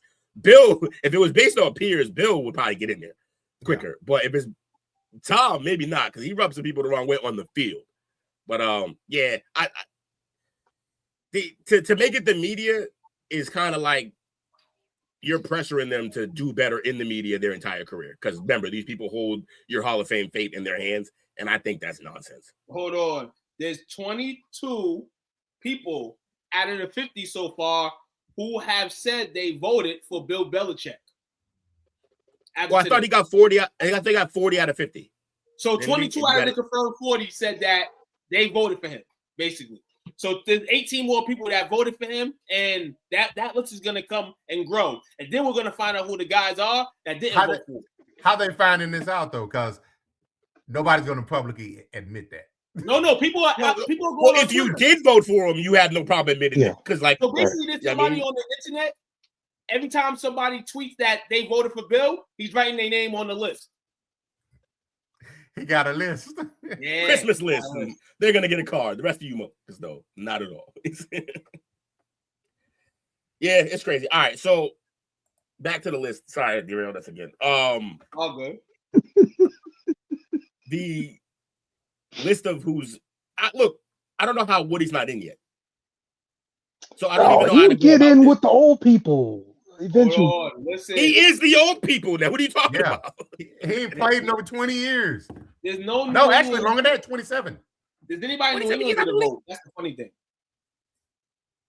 Does anybody in New England get a vote? Because so far there's no New England sports people, sports media guys, nothing on this list. So that'll be interesting too. The guy from that writes in the Dallas Morning Star is supposed to be in the meeting stumping for Woody. That's what's supposed to happen. They do. Oh, they do. Oh, look at this one right Coach, here. It's the morning news. Get it right. So, Coach, what is the issue there? Like, so for Bill, we could trace the problem. What did Woody do? Whose wife I have no did he idea. It's got to be something. We got a list there. Yeah, we got a list of all 50 names. He was on ESPN. Right. He's always been seen as, at least publicly, as a great, upstanding guy. Why did he depart from ESPN? Was he just part of the cuts? I think he wanted to do stuff closer to home with his family, if I'm not mistaken. So I want to say he was with ESPN like 10, 11, 12, 13 years. Never a scandal at any place he's been. Never a scandal. Never even when the White House stuff was going on, Mike was like, you don't need to be over here. and never allegations of cheating for your squad back then. We would never hear the end of it if it was. So that's not a thing. I don't know, man. This is the crazy. Like, I want to make it. And the thing that sucks, he's probably not going to get in again this year because Jason Witten's on the ballot. They're not going to put 2 Hall of Famers in there from Dallas at the same time. And it's Jason Witten. Well, I mean, the legacy ones that go in it's a different vote, right? If I'm not mistaken. It is. He's not there yet. I think he's got 3 more years on the active. Then he over to the legacy. That's when you getting in, bro. Like that. But it sucks because he deserved to get in now. I can't believe Lynch got in before him. That's crazy, right? Chris said, I think the NFL's waiting for MLB to put Pete Rose in the Hall of Fame. I thought this was just a joke. That's why I didn't answer to it. Then he's like, no, please answer. Give us an opinion. Now, they're nothing connected. They don't care. And Pete Rose's situation is so far different from any other player that it can't be equated to anyone else. Lynch got in because you see him every week because he's active in the NFL. So he's an active name on people's mind. Darren Woodson was on ESPN. He was right, Which and when he should have been got in. Right, and when he was, he didn't get in. That's the point you're making. Well, I point out why he's not getting in right now during this vote because there's gonna be other people with bigger names, and there's not a lot of bigger names in here. This I'm looking at the 20. I'm looking at the 20. Drew Brees getting in. 27 people that have it. 20 people that said they did not vote for. Oh, there's one person that said they did not vote for Belichick publicly. Witten probably getting in because of Kansas City Stars, Vinay Gregorian did not vote for Bill Belichick. That's the only person so far that said publicly that they did not vote for Bill Belichick. So that's 1 out of the 10 people that did not vote for Belichick. What's their name? Vinay, Vahe, Vahe Gregorian from the Kansas City Star. And then there's another person on the list, Atlanta Journal-Constitution, Daryl Lebetter, because the Patriots came back from 28-3. So I think he's another one. See, this is all personal vendettas. I think, looking at it, okay, there's one New England guy that has not responded yet. New England's Talk of Fame Network's host, Ron Burgess, has a vote. He hasn't said if he voted for Belichick or not yet. Of course, we got Tony Dungy, who holds a vote. Dan Fouts, who holds a vote. These are the guys we may know or may not know. Bill Polian, who's already been mentioned. Lisa Salters, Jim Trotter, James Lofton, Alex Marvez. There's a couple of people that haven't responded to anything yet, but those are people. Some of the people that have votes for the Hall of Fame.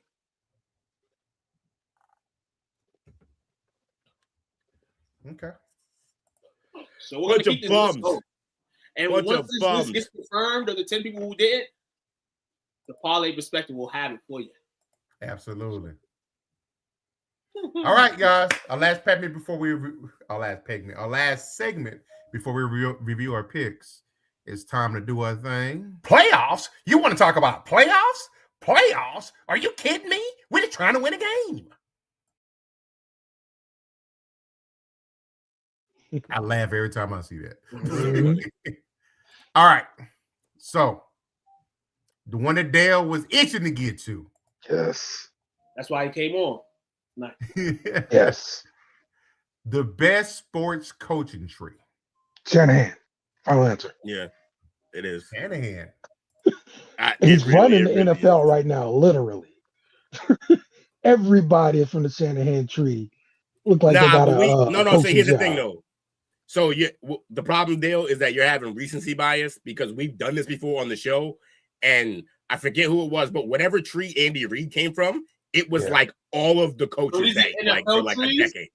So Andy Reid comes from the same tree as Shanahan. So it's that's the Bill Walsh coach tree. Right. And if you're doing it like a Ponzi scheme, his down stem is crazy because every other Shanahan product right now all starts with Walsh because West Coast from history. Yeah. Mm-hmm. Crazy. Yo, what about to say? So is this NFL coaching tree? I got one for Yes. I got basketball too. Ooh, honestly though, he makes a great point here. Parcells' coaching tree is crazy because he has the GOAT in it. He does. And That- he's got Belichick and he's got Tom Coughlin. Who's the GOAT? Yeah. You can't be the GOAT in the first battle. Yawn. Yawn. So the Bill Walsh coaching tree, Mike Holmgren, George Seifert, Andy Reid, Shanahan, and so on. I can feel for Bill. My man Bill getting the TO treatment, dog. It's crazy. No, he getting the Barry Bonds treatment, man. He getting the Barry Bonds. You want to fuck with the media? We're done with you. And then for us old folks like myself, you got the Paul Brown coach tree, which has Bill Walsh and Webb Eubank. And Webb Eubank is where Buddy Ryan came from. You got the Andy Reid tree with John Harbaugh, Doug Peterson, Matt LaFleur.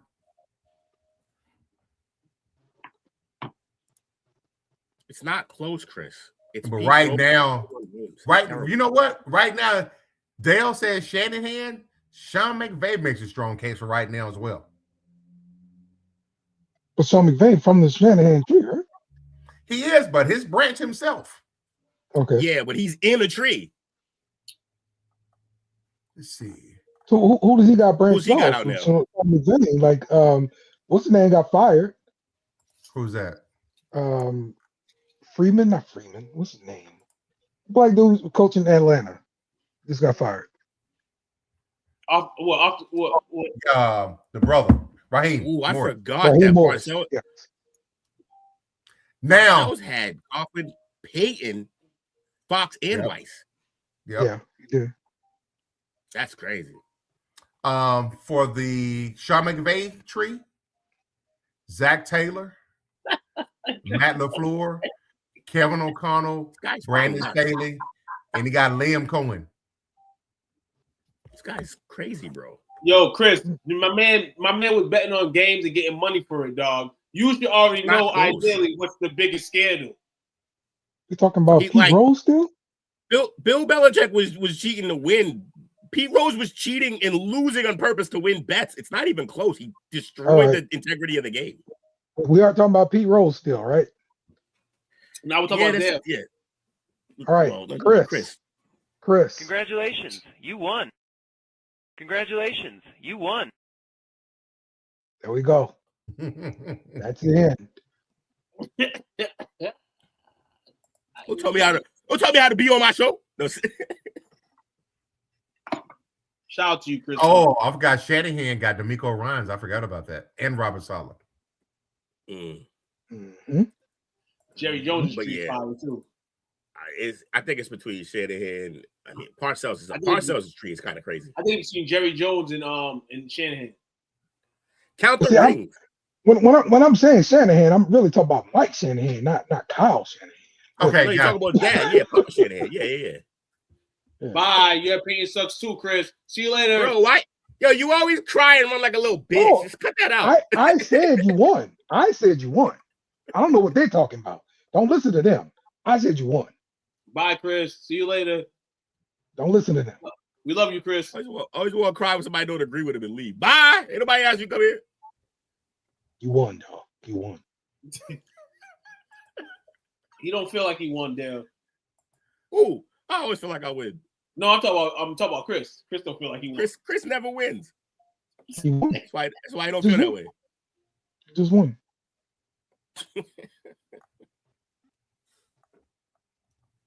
See, yeah. The ring count. So is that how you would determine like the coaching tree, like the ring count, or would you go overall wins more? I most of what I've seen is based off of overall wins. Because it's a longer span of being good. You can get hot one year and be gone. Now, look, I get a lot of this is taken from the Bill Walsh offense and everything like that. But zing, the Shanahan offense like really runs the NFL right now. Everybody's running the Shanahan offense. Yeah, it's so much zone running scheme. Zone blocking. So he said the best NBA coaching tree is Red Auerbach. It's not even close because Who was in Things coaching tree though? The who's? The coaching tree that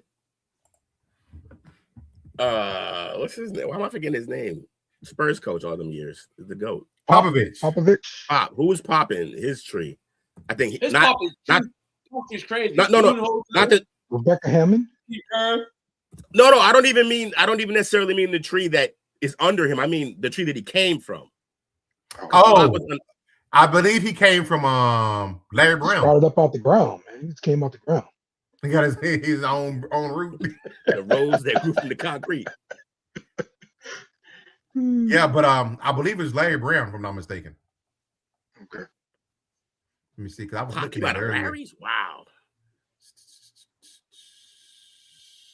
Where are the best NBA trees? Popovich got the best tree, though. Well, Pop got because he got crazy. he got Ime. Who else? Will Hardy, Monty Williams. Hardy. Becky Hammond. Yeah. That's true. Didn't he have Budenholzer too? Yep, Might have had Marty Williams, Quentin Snyder. Yo, look at this shit. This who's the head coach in Charlotte right now? Well, isn't it Hardy? No, not Hardy's in Utah. Who is Borrego? James Borrego? Yeah, some weird ass name. Doc Rivers. He came from there too. Man. Taylor Jenkins. All these guys are part of his tree. Quinn Snyder got ties to him as well, I believe. Yep, Quinn Snyder does too. Vinny Del Negro. Taylor Jenkins of the Grizzlies.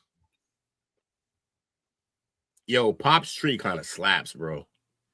Mm-hmm. Steve Kerr, Ime Udoka, Taylor Jenkins, PJ Carlos, Budenholzer, yeah, Taylor Jenkins, Mike Brown, Jacques Earl Vaughn. Watson. Yeah, that tree's kind of nuts. Yeah, crazy tree. Hold on, I'm gonna send y'all. Hold on. Speaking of tree.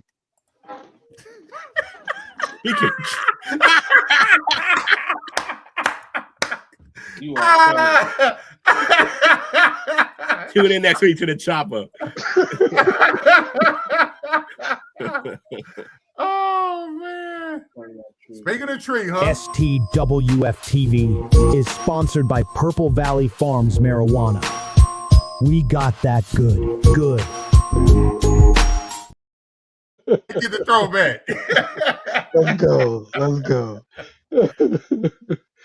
We still ain't getting nothing from that company. I know, right? No samples. I know.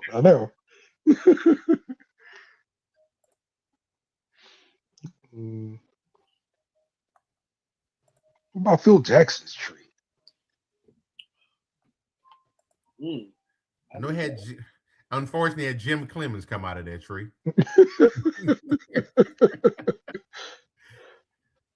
Like, was he really the only person that could run this crap? You know? Yeah, it's easier to run him. You got Mike and Scotty in it. That offense don't work for nobody else. His tree's not very good. Let's just say that. Just Phil. His tree didn't really crazy. We're gonna give you records of coaches that's in his tree. Okay. Brian Shaw, record 36-46. Kurt Rambis. Kurt Rambis coached a few times in his career. Career record 56-145. Bill Cartwright, former Bull, 51-110. Frank Hamlin, 33-71. Jim Clemens, 28-70. So Phil Jackson's tree is not as good as him. Let's just say. He really wanted to develop a tree. He wanted to keep everything to himself.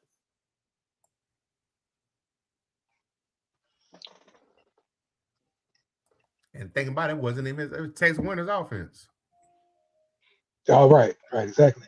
You're right. And I think Mike needs to start looking into his he might Bill Allback might have a good tree. And unlike the names that you got there, there's an extended tree. There's guys like Don Nelson that's in Red Allback's tree.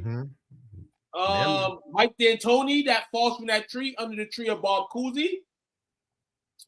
Drew Don Nelson's tree, Pat Riley, Mike Dunleavy, Amy Johnson, the late great, not coaching no more, but I mean it was good to see him the other day.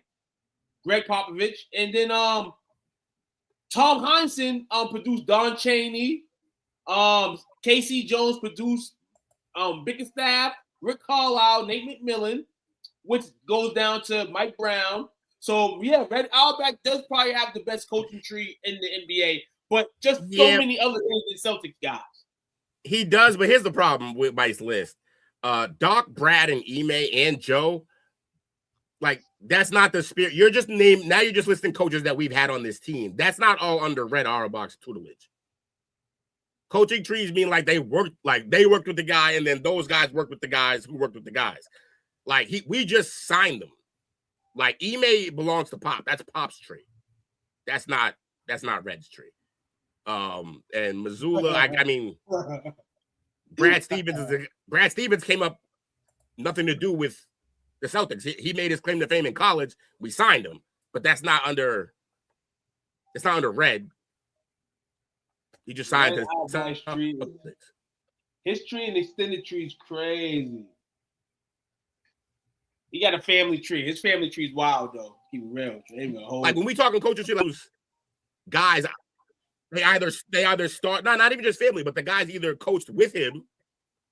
But you know had Danny Ainge, so those other guys were under him, which is an extension of Auerbach. They were under him because he signed them, but they didn't come up learning on his coaching exactly. Side. Well, so he just signed them as a GM. Larry, Kevin's not on this list. Larry Bird's not on the list. I'm gonna be real with you. I don't even see. No, Larry. Larry counts. Right now. Larry and Bill count. No, they're not on this family tree list though. They wasn't two lists under him. They ended up having careers as coaching after they left the Celtics or whatever. They wasn't in the tree. Like Larry Bird wasn't an assistant on the Celtics. I think that's where the tree comes from, or whatever. Like but he was coached. But he was coached by he was coached by some of those guys though.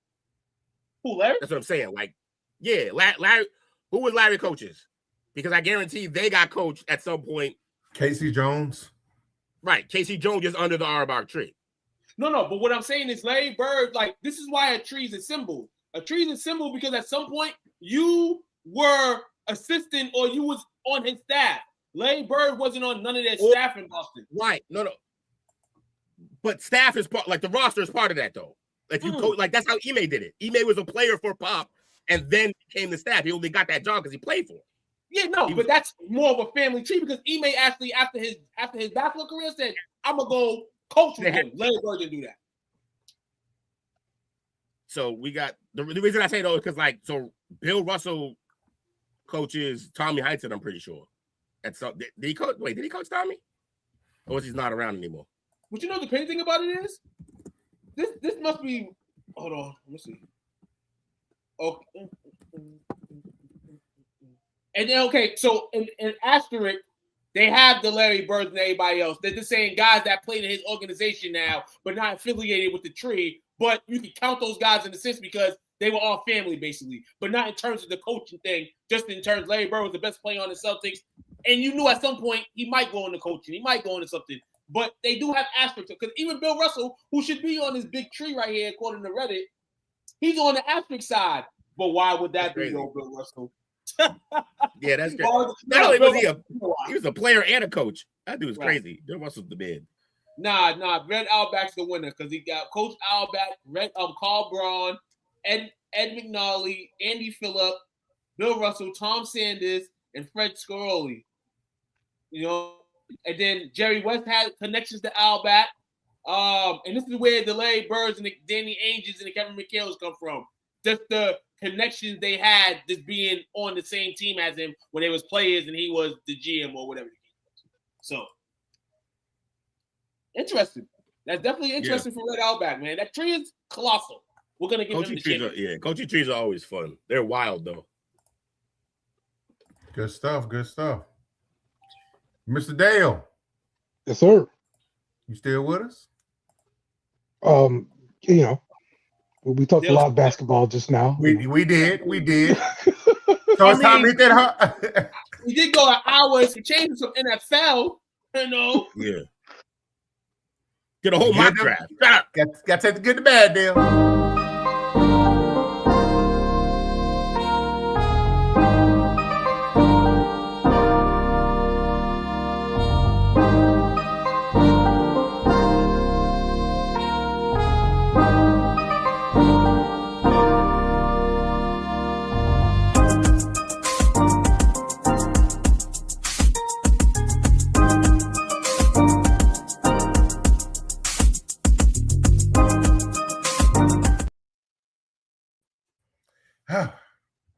So last week we had the NFC and AFC conference championship games.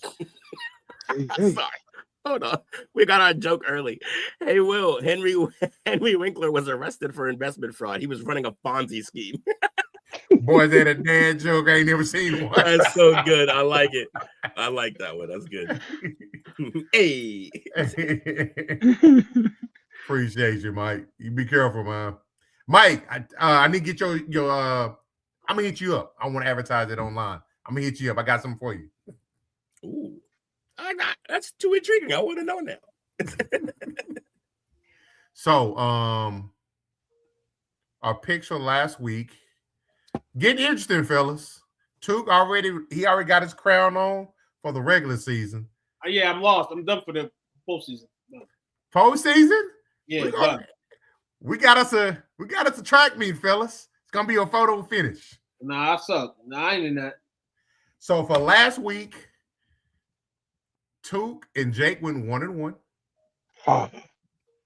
And the three of us went 2-0. Yay. For the playoffs. Playoffs. You kidding me? Jake's at 9-4. Took's at 7-6. I'm close, but no cigar. I'm 10-3. Mm-hmm. Right now, going into this last game, the gunslinger, aka Damn Deal Dale. He's 11-2 in second place. Pew pew. Chili Will is 12-1. We're either gonna have win it out, or we're gonna have a tie. Only way Dale can win is if he picks against me in the board. So I could just sandbag this and just pick whatever he picks and win this whole fucking thing in the playoffs. So it's gonna be interesting. So obviously we got a pseudo bye week, no game this week, but I believe we got a different activity we're gonna do tonight as far as our picks. Let's go. Toaster? Spygate. So we have some premiere events this weekend. First off, we have the WWE Royal Rumble coming from Saudi Arabia. Men and Women's Royal Rumble. This is the 39th Royal Rumble installment. If we could talk about the men and all that, you know, the reason why the Royal Rumble is here. And it's interesting because, like we said, it's in Saudi Arabia, 2 p.m. start. Right. Yeah, how do you feel about that? I love it. Let's get this thing started early. We don't have no football in the way. Yeah, let's do it early. I'm good with that. Okay, so first, we'll obviously go women's side. I mean, women's 30 over the top battle royal. You know, obviously, if we don't know how the Royal Rumble works, 1 and 2 start. I believe every 2 minutes another participant comes in. It goes on until somebody is the last man standing. Process of elimination, you have to go over the top rope. Go under the rope or in the middle of the rope, you're still in. You'll see all types of special guests. You see all types of surprises. You'll maybe see an OG or two. But like I said, the women's is first. Dale. It's an hour and 10 minutes of chest chops. An hour and 10 minutes of chest chops. Who's the prediction of a Royal Rumble winner on the women's side? Let me have Liv Morgan making her return to WWE maybe like a few weeks, a month ago, something like that. She is doing a lot more tag team work, but yeah, I could see her being in the main event and headlining one of the nights of WrestleMania. So give me Liv Morgan. Okay. If you guys want to chime in, let us know as well. If you're into the wrestling thing, you want to just give a name out. Even somebody that's not there, they might pull up and be at the Rumble. So who are the for the women? Who are the top 5 like championship contenders? Top 5. If I think of top 5 Royal Rumble in terms of prediction, I mean, Dale's winner, Liv Morgan will probably be in it. Rhea Ripley, I feel like she will always be there until she's. Of course, the GOAT. I feel Charlotte Flair is up there. If Big Time Bex is there in the Rumble, she's obviously a play too. And Io Sky. But we say all that to say this. The Royal Rumble winner for the women's this year will be, and I'm going to go on camera for this because she's coming back, and I can't wait. Bianca Belair will be the 2026 Royal Rumble winner. She will, at some point, start the lines with Jay Carter. That's the how finger is good now? Huh? The finger is good now? I think the finger's good. I think the finger's good enough for her right now at this position. I'm gonna go Rhea. I'm gonna go Rhea Ripley. That's not a bad pick at all. Chris has got Bianca Belair as well. I got Bianca Belair. She's not here right now, but I think she's gonna make that surprise trip and she's gonna hoist another title. Right. You know, it's going to be interesting to see how many special appearances we get, considering this is in Saudi. So you're talking about flying out there. Saudi? Yes, it's Saudi Arabia. Yes, sir. You're talking about flying out there on the Thursday. You gotta move, to go all the way out there, and then you know you don't get on until Saturday. I mean, that's a while. That is definitely a while, for real. It's gonna be exciting though who they bring in, because usually the last few years have been like the girls have been bringing in more surprise entrants than the men. Yeah. So I wanted to see who's gonna be there. We got a long list of females in NXT. We know we're gonna bring some NXT girls down there. You know you're gonna bring some TNA girls down there. So that's probably the mixture of surprise entrants that you're gonna get. Of course, you get a new and improved Natalia, who's going by Natty now. You know what I'm saying? She's bringing more of a street thug type of presence to the ring. It's gonna be interesting. You got other matches on the card. You got Drew McIntyre defending the title against Sami Zayn. I believe you have Gunther against AJ Styles. AJ Styles loses, his career is over. That's right. That's gonna be an interesting one. Huge. I think we got a tag team title match too at the Rumble. I think you're right. Oh yeah. They just had the thing on Raw. So yeah, you're right. Just had the qualifier. So let me see. Let me go down this card real briefly, man. And if you want to give a prediction in any matches, Dale, man, I mean, they're gonna do it tomorrow. So I guess we just told you we'll give you your Rumble picks right now. We won't blow we won't blow the best in the world podcast for sure. But I'm happy that you're here to give us your winner of men's and women. So let's go to the men's side. Men's side, obviously, last year's winner was who was last year's winner? Was it Cody? No, it wasn't Cody. Who was the winner? Who Uso. Jay Uso beat John Cena. Jay Uso beat John Cena over the top. John Cena ended up his title shot at Elimination Chamber with a win in the chamber. So Jay Uso, and we see what happened to Jay Uso ever since that Rumble win. It's been all the way downfall from there. Though he didn't win the title at Mania. So we know he's not going to win the Royal Rumble this year. Royal Rumble got a lot of dogs in here. You got the return of Jacob Fatu. You got the return of Braun Breaker.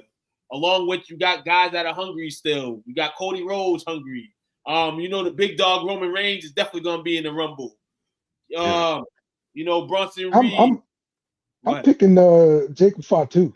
to actually win the Rumble. Yeah, I'm actually surprised like they didn't let the match finish between Cody and Jacob Fatu. Drew McIntyre came in and messed everything up, everything like that. So I'm not surprised, you know why? Because both of them are faces right now, and I feel like both of those guys you can have a match down the road, and even with that no matchup, it gives you more anticipation for the next one because the next one's gonna have to be a fight. You can't have two fights in a row where somebody's jumping in. So shout out to the WWE for that. I can't wait to see what the storyline is going down with them two because that looks like something for a potential WrestleMania, maybe in Gods with a triple threat with Drew McIntyre in the middle, champion. Yeah. But we'll see. That'll be good. Yep, I agree with that. Can we potentially see Bret Hart and Lex Luger in 94? Two people fall over, John Cena and Batista before they did the tiebreaker in 05, where both guys go over at the same time. It's going to be fire. Me personally, Rumble winner. Gotta go surprise. But it's so hard to pick a winner of the Rumble here. It just feels like Roman's the win because I feel like Roman hasn't won in so long. And honestly, if you look at Roman Reigns' prior Royal Rumbles, it's always like his second. You know what I'm saying? Last four. I think he won it one time. It'd be good for him to win twice. But I'm hearing a rumor. So Seth Rollins ESPN, Chris. showed the other day speaking that he's not coming back to the Rumble. Like, he's not doing this. He's still injured. Well, guess what? Seth Rollins had an interview today on First Take or a couple of days ago. And Ryan Clark is reading off the script, basically entitled that Seth Rollins is going to be coming back at the Rumble, despite Rollins saying that he's not and trying to keep it kind of wrestling coded. So, question for you, Dale: does he make the Rumble? Did Seth Rollins come back at the Rumble? Is Logan Paul in the Rumble? Logan Paul is in the Rumble. I'm picking Logan for the boys. It's going to be on ESPN, Chris. All the pay-per-views move to ESPN. It's on ESPN. Yeah, that would be pretty interesting. I'm not real sure though. I don't know, man. Sound like he's taking and saving for his own wrestling show. No. I'm nah, man. Look, I just hadn't brought it all out yet. All of my thoughts. That's all. I need to I need to scare it all out. Got to go over your statistics. Yes. Yeah. So I think Roman will win the Royal Rumble. I think he'll win the Men's Royal Rumble. But I'll be ecstatic if Seth does come back. What a Rumble that would be! Like this Rumble is gonna be fine. I just don't trust Seth anymore since the fake injury thing, man. Like anything with him can happen, bro. Right? I don't trust anything. Seth Rollins is the best wrestler of this generation. I'm gonna say this right now, wax on this television screen. People say it's Roman, but I really think it's Seth Rollins. So if he comes back Sunday, Femi is actually in the match too, and so he's gonna have some shine. Oh, Brock Lesnar definitely could be in it. Oh, Brock Lesnar, he's supposed to have some WrestleMania type of storyline, so he's definitely probably gonna be in it. They got to bring that. You got to bring your attractions over to.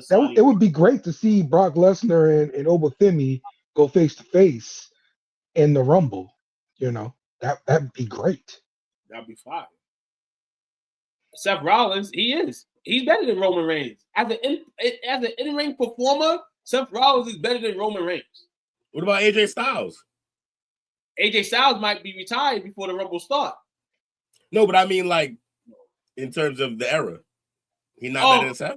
No, see, AJ Styles. I feel like AJ Styles is more I think it's more the Cena era. Like if you want to put him in Cena's era, you can. But I'm happy that a lot of people know AJ Styles because a lot of people wasn't really paying attention to Impact and all that stuff, but AJ was really doing bit in business. So yeah, AJ Styles is in that, but he's in John Cena's type of era. I feel like Roman and Seth's in the same, and I feel like this in-ring performance, Seth didn't really have to grow too much to be a great in-ring performer. They had to grow Roman Reigns to be that. Seth Rollins always had everything. Roman Reigns, there was problems with the wrestling skills, maybe the mic skills, but it grew year by year for him to be who he is. But don't get it twisted. Seth Rollins is definitely better than Roman Reigns as an in-ring performer.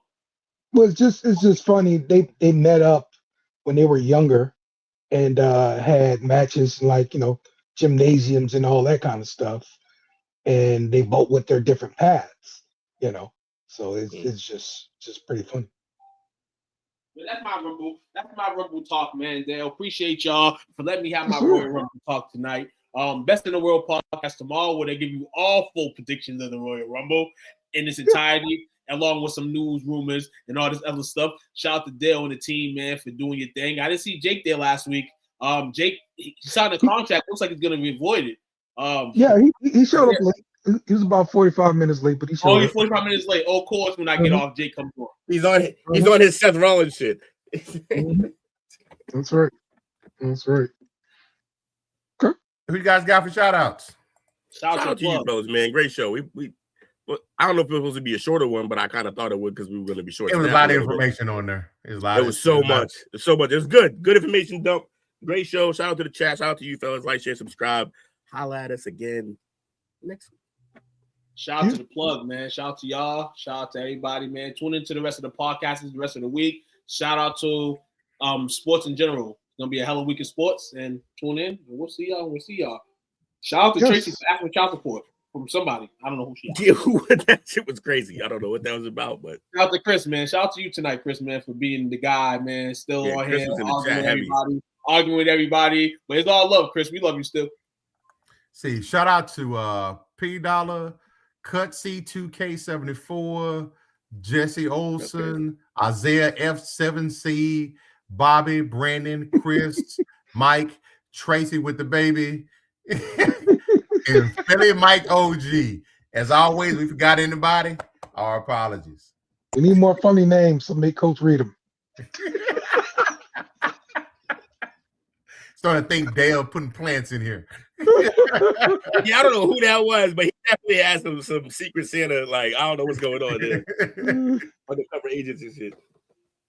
What's the sign out tonight? The sign out is Pro free Bowl. Bill Belichick. Free Bill Belichick, you heard? Free Bill. Free Billy. Give it to Billy. Thanks for watching our show. Remember to subscribe for more shows on the network. Smash the like button, share, and comment.